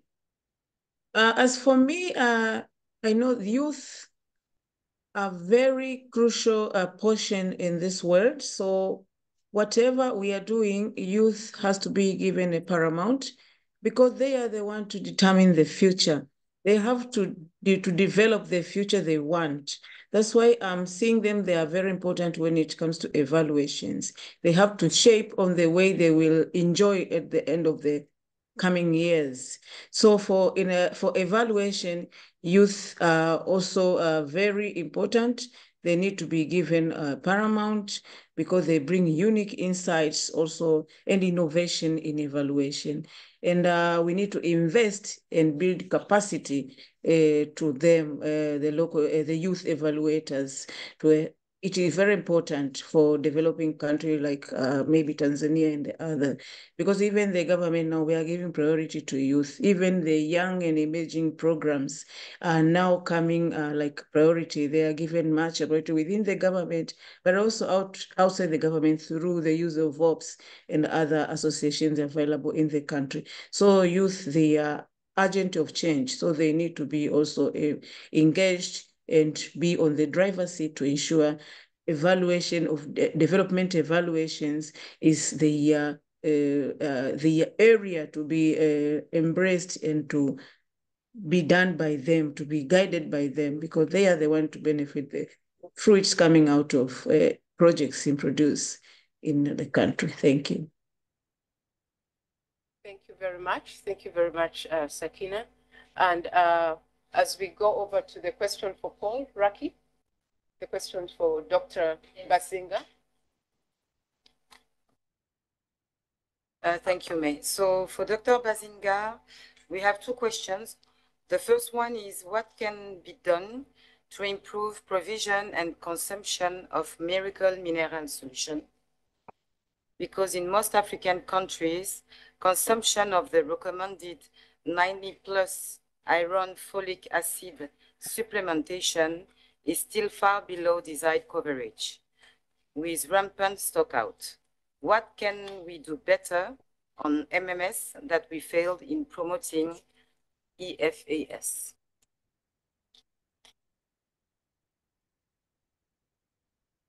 Would you like me to read the second one? Thank you. Thank you very much. No, I think they posted the question on the chat. I did respond on the chat as well. Okay, that's good. But happy to respond here as well. Can you hear me? Yes, please go on. Okay, perfect. Yeah, no, that was a really thoughtful question. I posted an answer on the chat, but I just wanted to say that, you know, MMS provision is quite crucial. And the existing iron and folic acid, you know, uptake has been quite challenging in Africa because of the supply, the uptake at the facility level. But what we know now, the research has found that MMS is quite superior product and at the same cost. It's, I think it costs close to $2.6, for one pregnancy. So, and if we are able to implement MMS, it will not easily, it needs some funding, some programming and change in policy at the government level to replace IFAS. And, because it's a better product, it doesn't cause side effects, no nausea, no constipation, and it can be produced locally. I think this is why UNICEF, the Gates Foundation, and other philanthropists were launching, nutrition fund to be able to support the purchase of MMS. I know countries like Rwanda, Nigeria, they are implementing it now. So which it's possible, but it needs a lot of work from the Minister of Health, Minister of Finance to change the policy, put in place a mechanism to bring MMS and introduce them into the country, because the impact is quite huge. And the second question? Yeah, maybe for purposes of time, if you can respond to that one within the chat. Okay. Yeah, because we are running time, and just want to ask one more person to just talk about women. We've ended up talking about youth, and I'm looking at Tapera in front of me. We ended up talking about youth, with Oswald here as well, but not forgetting the perspective and the aspect of women. So can anyone talk about how we can improve the engagement of women in our evaluations, but also how our evaluations can better address those kinds of issues? And I know Isabel did talk about it on the start, but if one person can chime in on that aspect. Anyone want to give it a try? Okay, Isabel. I'll speak with my previous hat being at Global Affairs Canada, where we worked a lot on feminist evaluation. And we worked on feminist evaluation because there was this belief, and I believe it now too, that women's knowledge is not fully captured by the current rubric of your standard evaluation, and that there are methods where you can capture women's voice in a way that is unique and different, and that will offer you different understanding and hopefully lead to different and better recommendations that actually have a greater impact on results for women. So I do think that there is room to explore feminist evaluation and alternative methods that prioritize oral tradition and storytelling, not only, but that include that, because I do think that it leads this other perspective that I think is more true and more likely to yield positive results for women. So that's something certainly that we're exploring, integrating a lot more here at UNDP. Okay, thank you very much, Isabel. And if you also do have links to some of the materials about the application and implementation of feminist approaches, even if it wasn't in UNDP, please do drop them in the chat. For purposes of time, I'm going to ask all the speakers to respond to any of the comments within the chat, because we're at the top of the hour where we are supposed to hand over. And before I do that, just to recap on a few things, which was, really well done by, especially, the discussant, just to talk about that, yeah, we all recognize the importance of evaluations. We have seen impact evaluations that have actually demonstrated, positive results and really helping us to learn and change direction.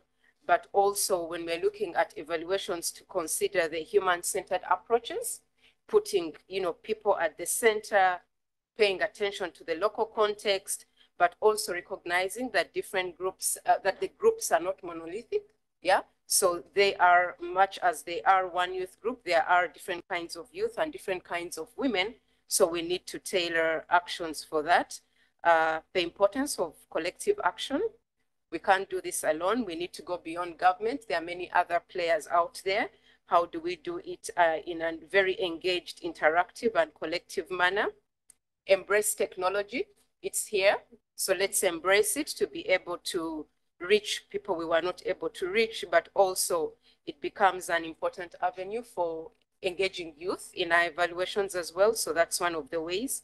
And then we also saw, various examples of how evaluations have been used, whether in Tanzania, in UNDP, in AfDB with the multi-stakeholder projects, and the whole call for action around the young people being the assets of the continent, and therefore providing them whether the enabling environment, finance, but also going beyond the traditional sectors and industries to where they are. And some of this is in the creative industries. And then the last one was really around the feminist approaches, how we can integrate them better to be able to also hear the voices and address the issues for women. Yeah. So thank you very much to our esteemed speakers. A virtual applause to all of you for this discussion and for your presentation. That was really rich. And to also all colleagues online, we have a couple of questions and chats. So we will respond to that and pass that around. And on this note, allow me to hand back to the Master of Ceremony, Jane. Thank you. Thank you so much, May. If I may just re-quote again what Dr. Basinga reminded us of Mandela's quote, which is, "A winner is a dreamer who never gives up."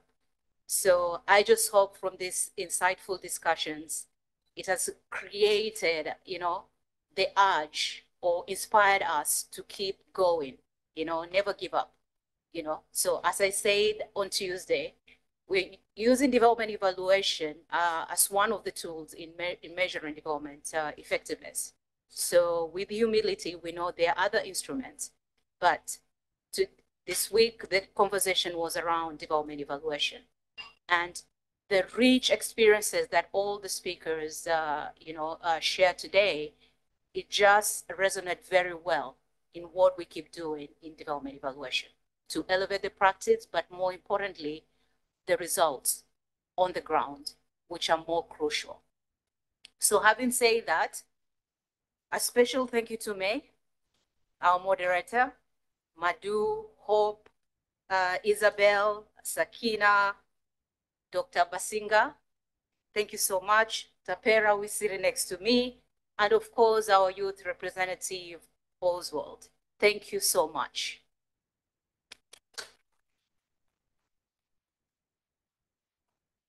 So moving on swiftly, because we are running also out of time. Now we are moving into the closing ceremony. So everything has to come to an end, right? So ladies and gentlemen, distinguished guests, colleagues and friends. So the closing ceremony of the 2024 AfDB development evaluation, so marks the end of the week, where we've had insightful, valuable, reflections on Africa's challenges and opportunities. Many of our conversations were centered on the pressing challenges that the continent is facing. Let me just remind our audience again, the focus was on 3 topics. So we're mainly looking at, the social inequalities, the economic instability to climate change. So it is now my pleasure to introduce our first speaker for this final session, and that is Miss Caroline Kendarob. She's the Senior Director of the Strategy and Operational Policies Department in the African Development Bank Group. She has held several high-level roles, including Senior Advisor to the President of the African Center for Economic Transformation and Secretary General of CARE International.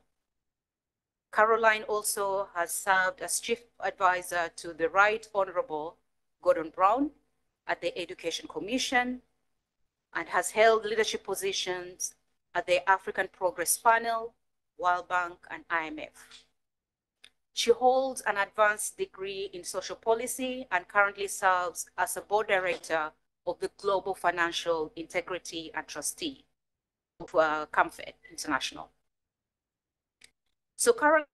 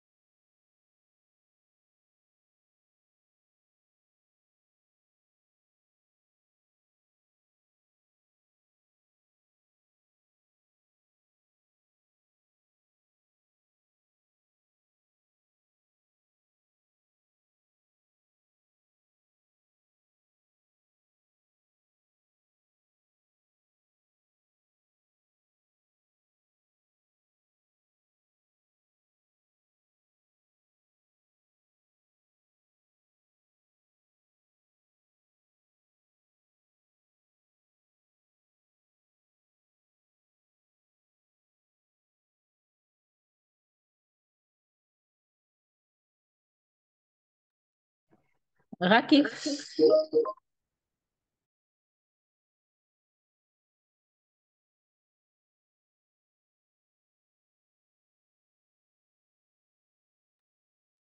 There is an internet issue here in my room at CCIE. I'm sharing the presentation. Just give me 1 second, please.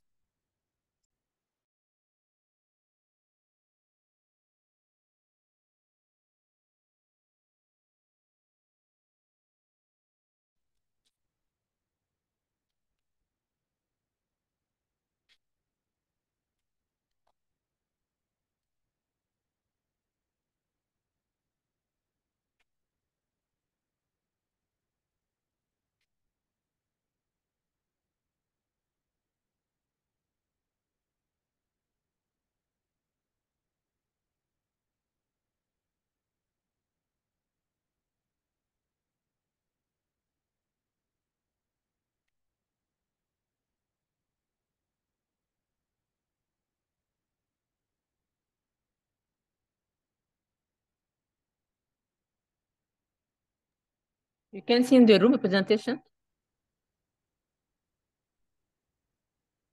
Super. Hello? Thank you so much. Yeah, I think we have it. Yeah, looks good. Thank you for that. So I think many of you will be familiar with the 10-year strategy. I'm not quite sure if all of you are, but let me just sprint through it because I have a limited amount of time. So I'm going to go through very quickly. And what it will do is explain just the background and where we are, but also looking forward and how we're going to implement it. So these are both really critical. What's the document we have here and how we're going to implement it is super important for evaluation. So next slide, please.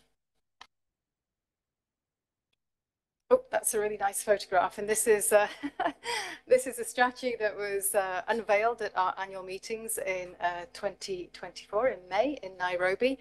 And you'll be familiar with a lot of the people there. We have President Ruto, we have our president, and we also have the AU chair as well. So a really big celebration here because this document outlines the direction of our institution over the next 10 years. So it's a consensus and a political document, which is really fun to put together most of the time. And there it is, the document itself being unveiled. Next slide, please. So the background, and this is quite important because this strategy is based on the ambition and priorities of our regional member countries, plus the bank's comparative advantage. So we're trying to bring these two things together to help us identify a way forward. And it's based on extensive consultations, not only in the bank, but also outside the bank. It's really important to talk to different people and try and understand what's really going on and what can we really do. But it also outlines what we say is a balanced narrative, because you get different narratives of Africa. Sometimes it swings to too negative, which isn't realistic. Sometimes it's too positive, and that's not realistic. And this strategy tries to outline a balanced narrative, but it emphasizes issues of urgency, acceleration, and scaling up. And this is really a response to the ambition of our regional member countries. The strategy itself is also aligned with all the thinking around the MDBs and MDB reform. So it's very new, that's changing all the time, but we put that in because it's very important that our bank is really, in a way, part of it and leading in some areas. So that's an important part of this strategy. And as you will all know, it's got the results management framework built around the strategy, whereas the previous 10-year strategy didn't. That's absolutely critical.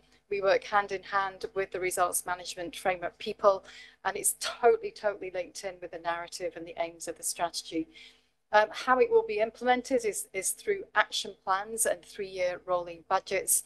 And critically, and this is what's going to be fun to evaluate, is that this strategy is designed to adapt to future changes. We're not like 10 years ago where McKinsey wrote your strategy and gave you your, your targets to evaluate. No, we're not doing that. If we need to pivot this strategy, we will. And we will also pivot the results management framework and any other tools that we need to track the implementation of the strategy. So next slide.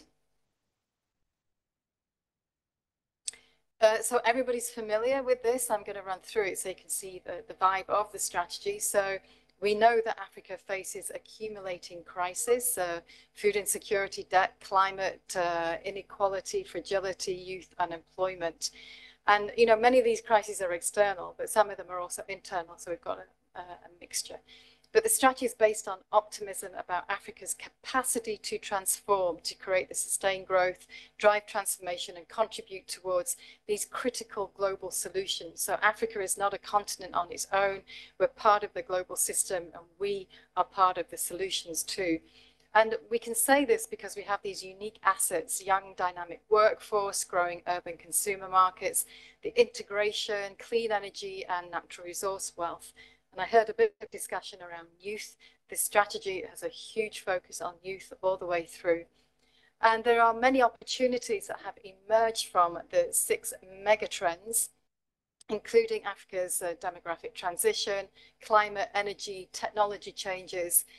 Global food systems are completely disrupted. We've got digital revolution and urbanization. If you check these figures, you check the numbers, I think actually everybody should. These mega trends will blow your mind, right? Things are changing so quickly, more quickly than ever before. So keep a close eye on mega trends, and this is why this strategy will have to be pivoted. Next slide, please. So as we know, I'm going to sprint through these. This is the data you can go and check out, but Africa is home to the world's most youthful population, and it's going like that. Next slide, please. Climate confronts Africa with profound risk, but the continent is also part of the solution. So we are affected, as we know the most, as you can see, but we also have so many of the solutions for the global climate challenge. Next slide. Energy, a massive global energy transition. That sector's also been completely disrupted, huge potential there. And Africa has a critical role to play in decarbonizing growth because we have the resources, we have the technology, we have the political will. Next slide, please. And critically is the food system, like I said, is already being disrupted. But here in Africa, we want to be able to transform our food import bill into a $1 trillion market. Next slide, please. And Africa is urbanizing faster than any other continent. And I would encourage you, like I say, just check out some of the cities and the countries where we work. And you can see that we're just increasing very rapidly. So urbanization is a huge opportunity, also a challenge in Africa. Next slide. So the major shifts which are really important for us to appreciate as we think, okay, where am I in the bank and externally, how do we relate to this new strategy? So like I mentioned, our high five agenda must be accelerated. It has to be scaled up, and we want to do bigger operations that are transformational. We have to have a greater focus on gender, not just a token focus, but a greater focus. That means looking completely differently at our operations. Same with young people. I know everybody says you know, the future of everywhere, in fact, but actually in Africa, they're our greatest asset. And the focus here is on skills for young people to succeed in today's job market. But to really lock those two in, the gender and the young people, we need to track, we need to monitor. We can keep saying, yeah, they're important, but unless we know if we really are delivering, then we're not achieving one of the main objectives of the 10-year strategy. Other priorities, which are our cross-cutting themes, are climate, resilience, and strengthening economic governance. And the private sector will be at the heart of the bank's work. How we do that, we're still working it out. But we can't do this. None of the MDBs can. We're tired.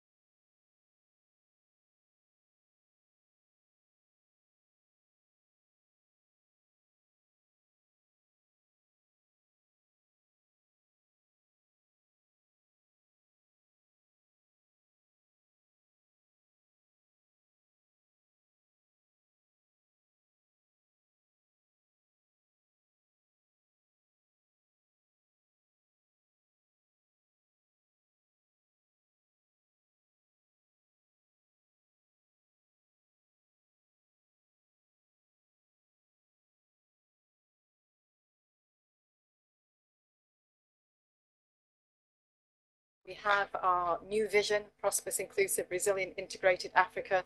We have the bank's mission, which is still super, super important. Comparative advantage, we should all know those off by heart, and because these are things that drive what we do and determine where we should focus. We're a trusted partner.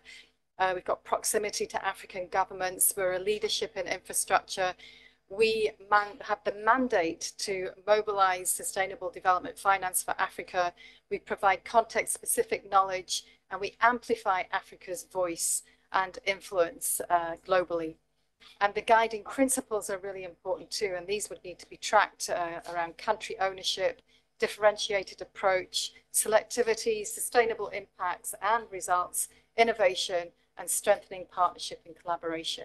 And from that, you get the reason why we're focused on the high fives and these cross-cutting investment priorities, which, like I mentioned, gender, youth, climate, resilience, and economic governance.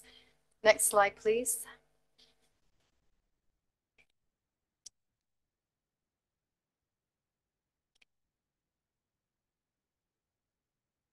So this is how it all fits together. So you've got your mission, vision, and strategic objectives, which are new.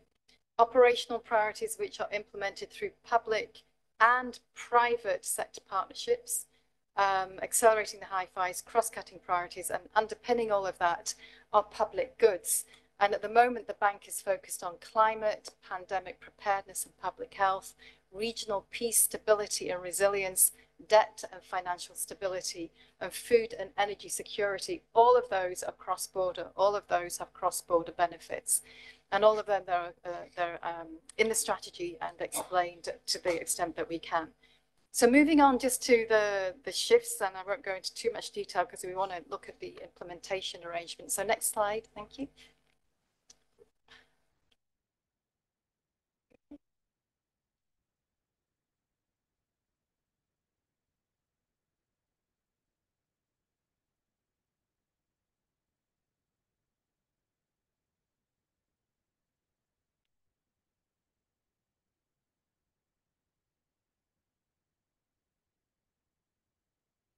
Yeah, next slide, thank you.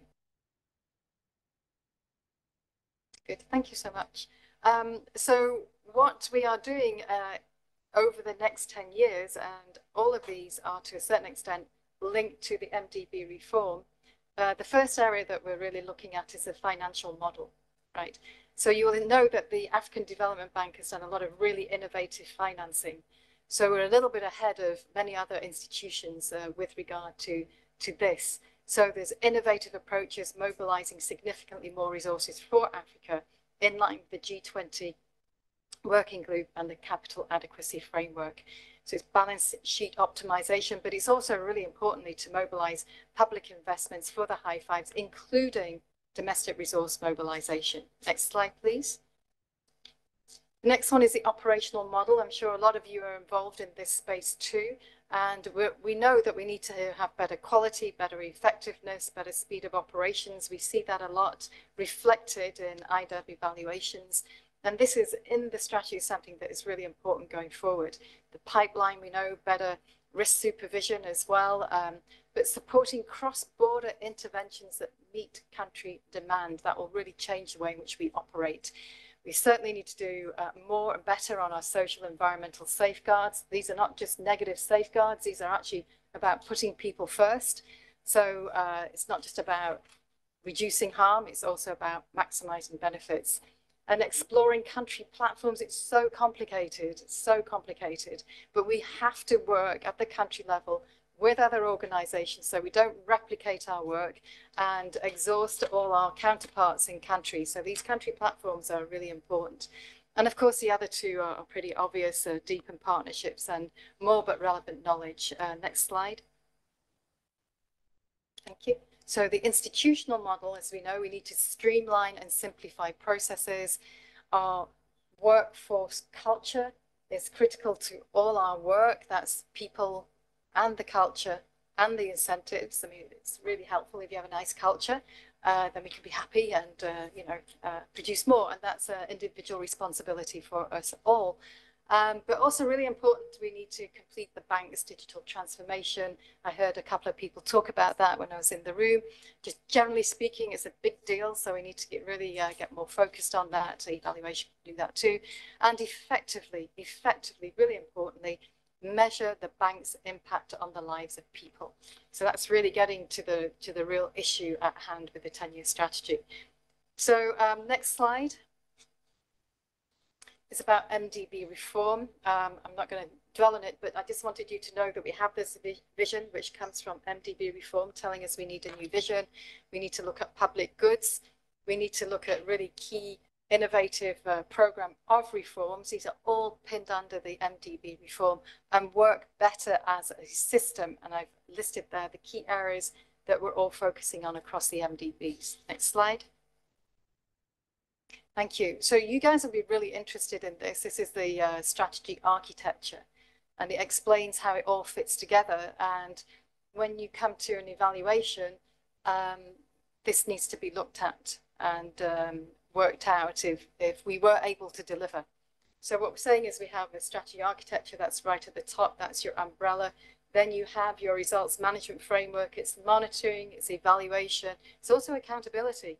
Right? So it's not just monitoring and evaluation, it's also accountability and of course learning, otherwise it's a bit pointless. So that's really important, that area there.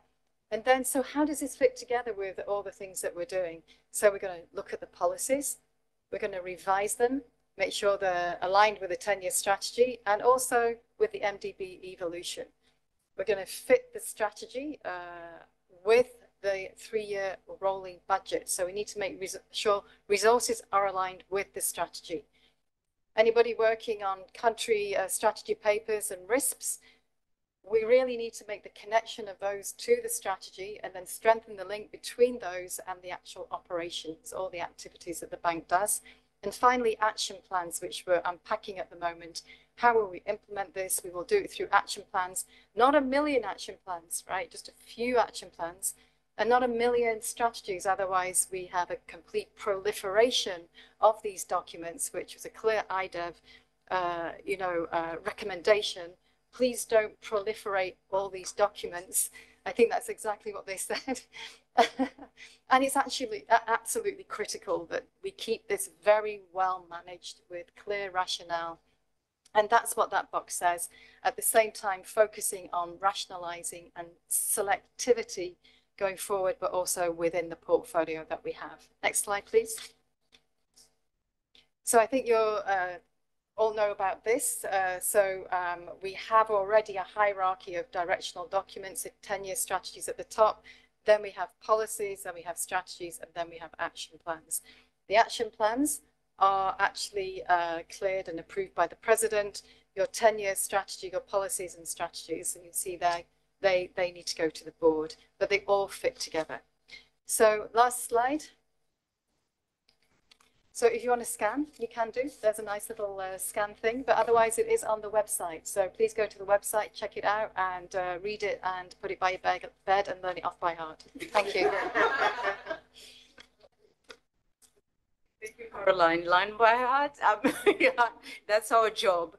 But anyway, thank you so much, Caroline Kende-Rob, for that insightful presentation, which provided a clear roadmap for the implementation of the AfDB's 10-year strategy. Just a reminder, I don't know how many of you were here in our last edition of Evaluation Week in 2022.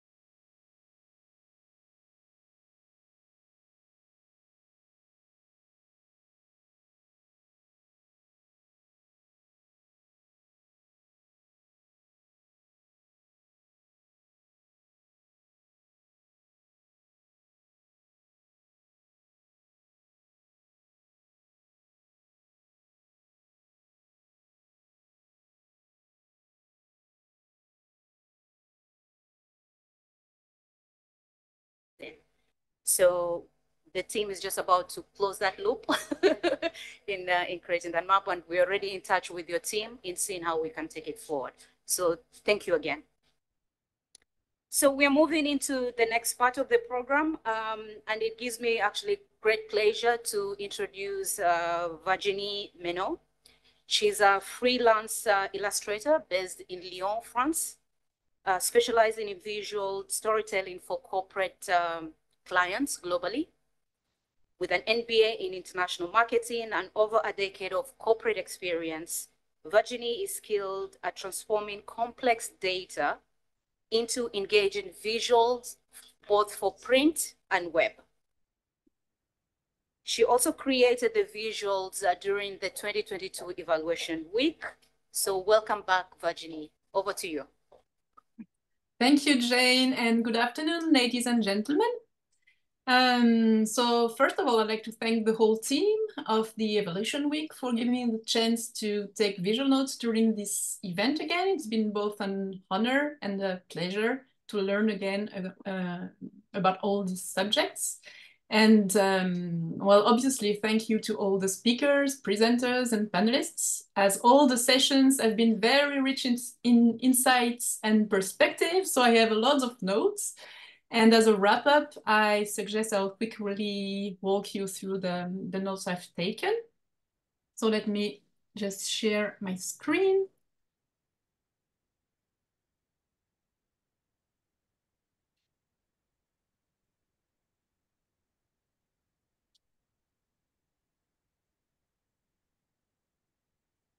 So do you all see my screen? Just let me know. Yes, we can. Good. But can you make it a little bit bigger? Yeah, let me try that. Do you see any better? Yeah, it's better. Thank you.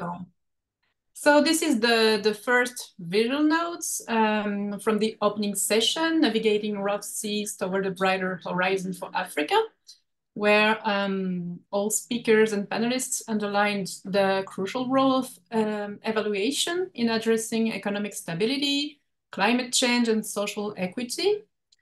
We've gained insight on the current situation on the continent and how the evaluation knowledge is being used, especially in Côte d'Ivoire, and also how it helps address SDG shortcomings.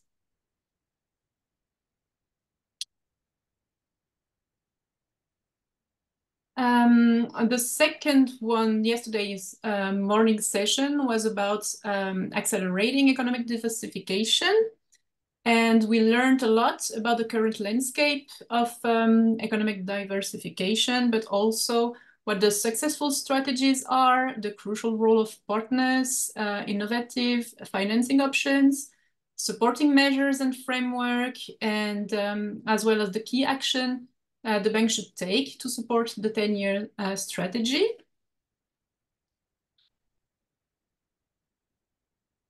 And then yesterday's afternoon session addressed the challenges brought by environmental and climate changes, and panelists exchange insight on both challenges and opportunities, and the importance of funding, as well as the use of technology and strategic partnerships. Here you have the first draft of the notes of this morning session, where we started the day looking at lessons and recommendations regarding the support to countries in fragile environments. And in a context where conflicts, food insecurity, climate changes, and macroeconomic fragilities are a reality, we had insights both from evaluation and humanitarian perspectives. And again, we saw the importance of synergy in partnerships and evaluation and the application of both governments and private sectors. And also the agility and real-time monitoring of the field through evaluative knowledge. And here is, well, finally, we just ended this last session, which reminded us of a crucial point, which is assessing the impact of measures on the quality of life of the population, and especially minorities, which I guess should be the end goal of all policies and measures. So the many discussions stressed out the role of youth and women as a strong asset for the future, and the importance of evaluation in reaching them through real-time and human-centered approaches, and as well as supported by technology. So all these sessions will be shared once they are finalized, but all share the importance of evaluation in supporting Africa's growth, and whether that's through easier decision-making, measuring impacts, sharing knowledge or best practices, and many other positive effects. So, well, ladies and gentlemen, I hope you will find values in these visual summaries, and that you will enjoy getting back to the meaningful content you've been seeing through these last 3 days. And I hope they will help you carry back all this insightful expertise, experiences, and best practices, and help you address your challenges with a new perspective. So, well, thank you once again, and allow me to hand back to the Master of Ceremony, Jane, to close up the program. Thank you, Virginie. Ladies and gentlemen, that's our event report there, right there. We will not be sharing our reports. I think visuals are always very, very powerful. Thank you so much, Virginie, for your brilliant work. I think you captured the essence of the week in a beautiful manner, and you really brought our discussions and insights to life. So thank you for that. Thank you. Yeah, thank you. So in making her closing remarks and vote of thanks, I invite Ms. Karen Roth-Musterman, Evaluator General for the African Development Bank Group. Over to you, Karen. Thank you, Jane. So dear participants, dear colleagues, the 6th edition of the AfDB Development Evaluation Week is coming to a close.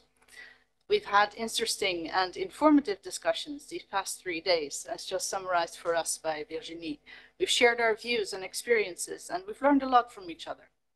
So as we close, let us continue to reflect on the insights we've gained regarding the critical role of evaluation in navigating the complex challenges that Africa faces today. Our discussions on economic diversification, environmental resilience, and social stability have underscored not only the hurdles we must overcome, but also the opportunities for impactful action. We are reminded that the journey towards a brighter horizon for Africa requires our collective commitment to continuous learning and adaptation. The lessons drawn from our evaluations will be essential as we implement the bank's new 10-year strategy and IDEV's new work program, ensuring that we remain accountable and responsive to the needs of the communities we serve.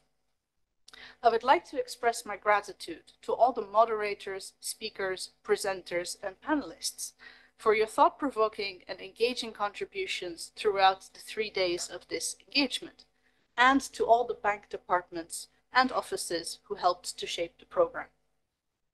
IDEV was supported by the following departments of the AfDB in the organization of this event: the Office of the Secretary General and General Secretariat, the Corporate IT Services Department, the Language Services Department, the Communication and External Relations Department, and the Security Department. Thank you to you all. And of course, allow me to extend a special appreciation to the whole IDEV team who have worked so hard to deliver this Development Evaluation Week, all very ably led by our MC Jane. Let us give them a round of applause.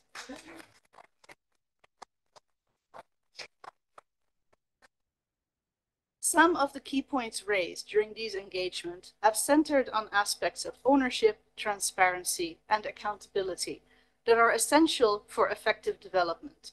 The need for effective partnerships, resource mobilization, real-time monitoring, and private sector engagement in addressing climate change and resilience, and aspects to improve the quality of life for women and youth. I encourage each of you to take the knowledge shared here back to your teams and stakeholders. Together, let us harness the power of evaluative knowledge to drive effective solutions, foster collaboration, and ultimately enhance development outcomes across the continent. Thank you again for your participation.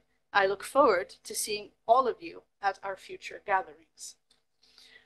Now, just one last announcement.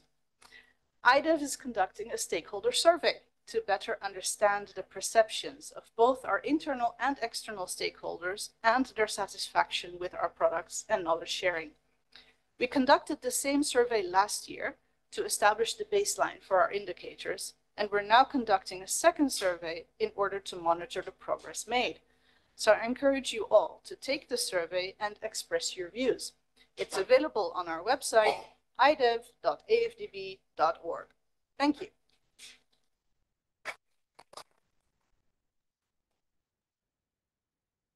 Thank you so much, Karen, for your leadership and also guidance in organizing this event. As you can imagine, it took the whole village in FDB to put this together. So thank you again for your leadership and vision on that. So yeah, thank you once again for your active participation in the 2024 FDB Development Evaluation Week. So to stay informed about our future learning opportunities and knowledge sharing events, please do visit our public website, IDEV, and we look forward to connecting with you again. So thank you very much.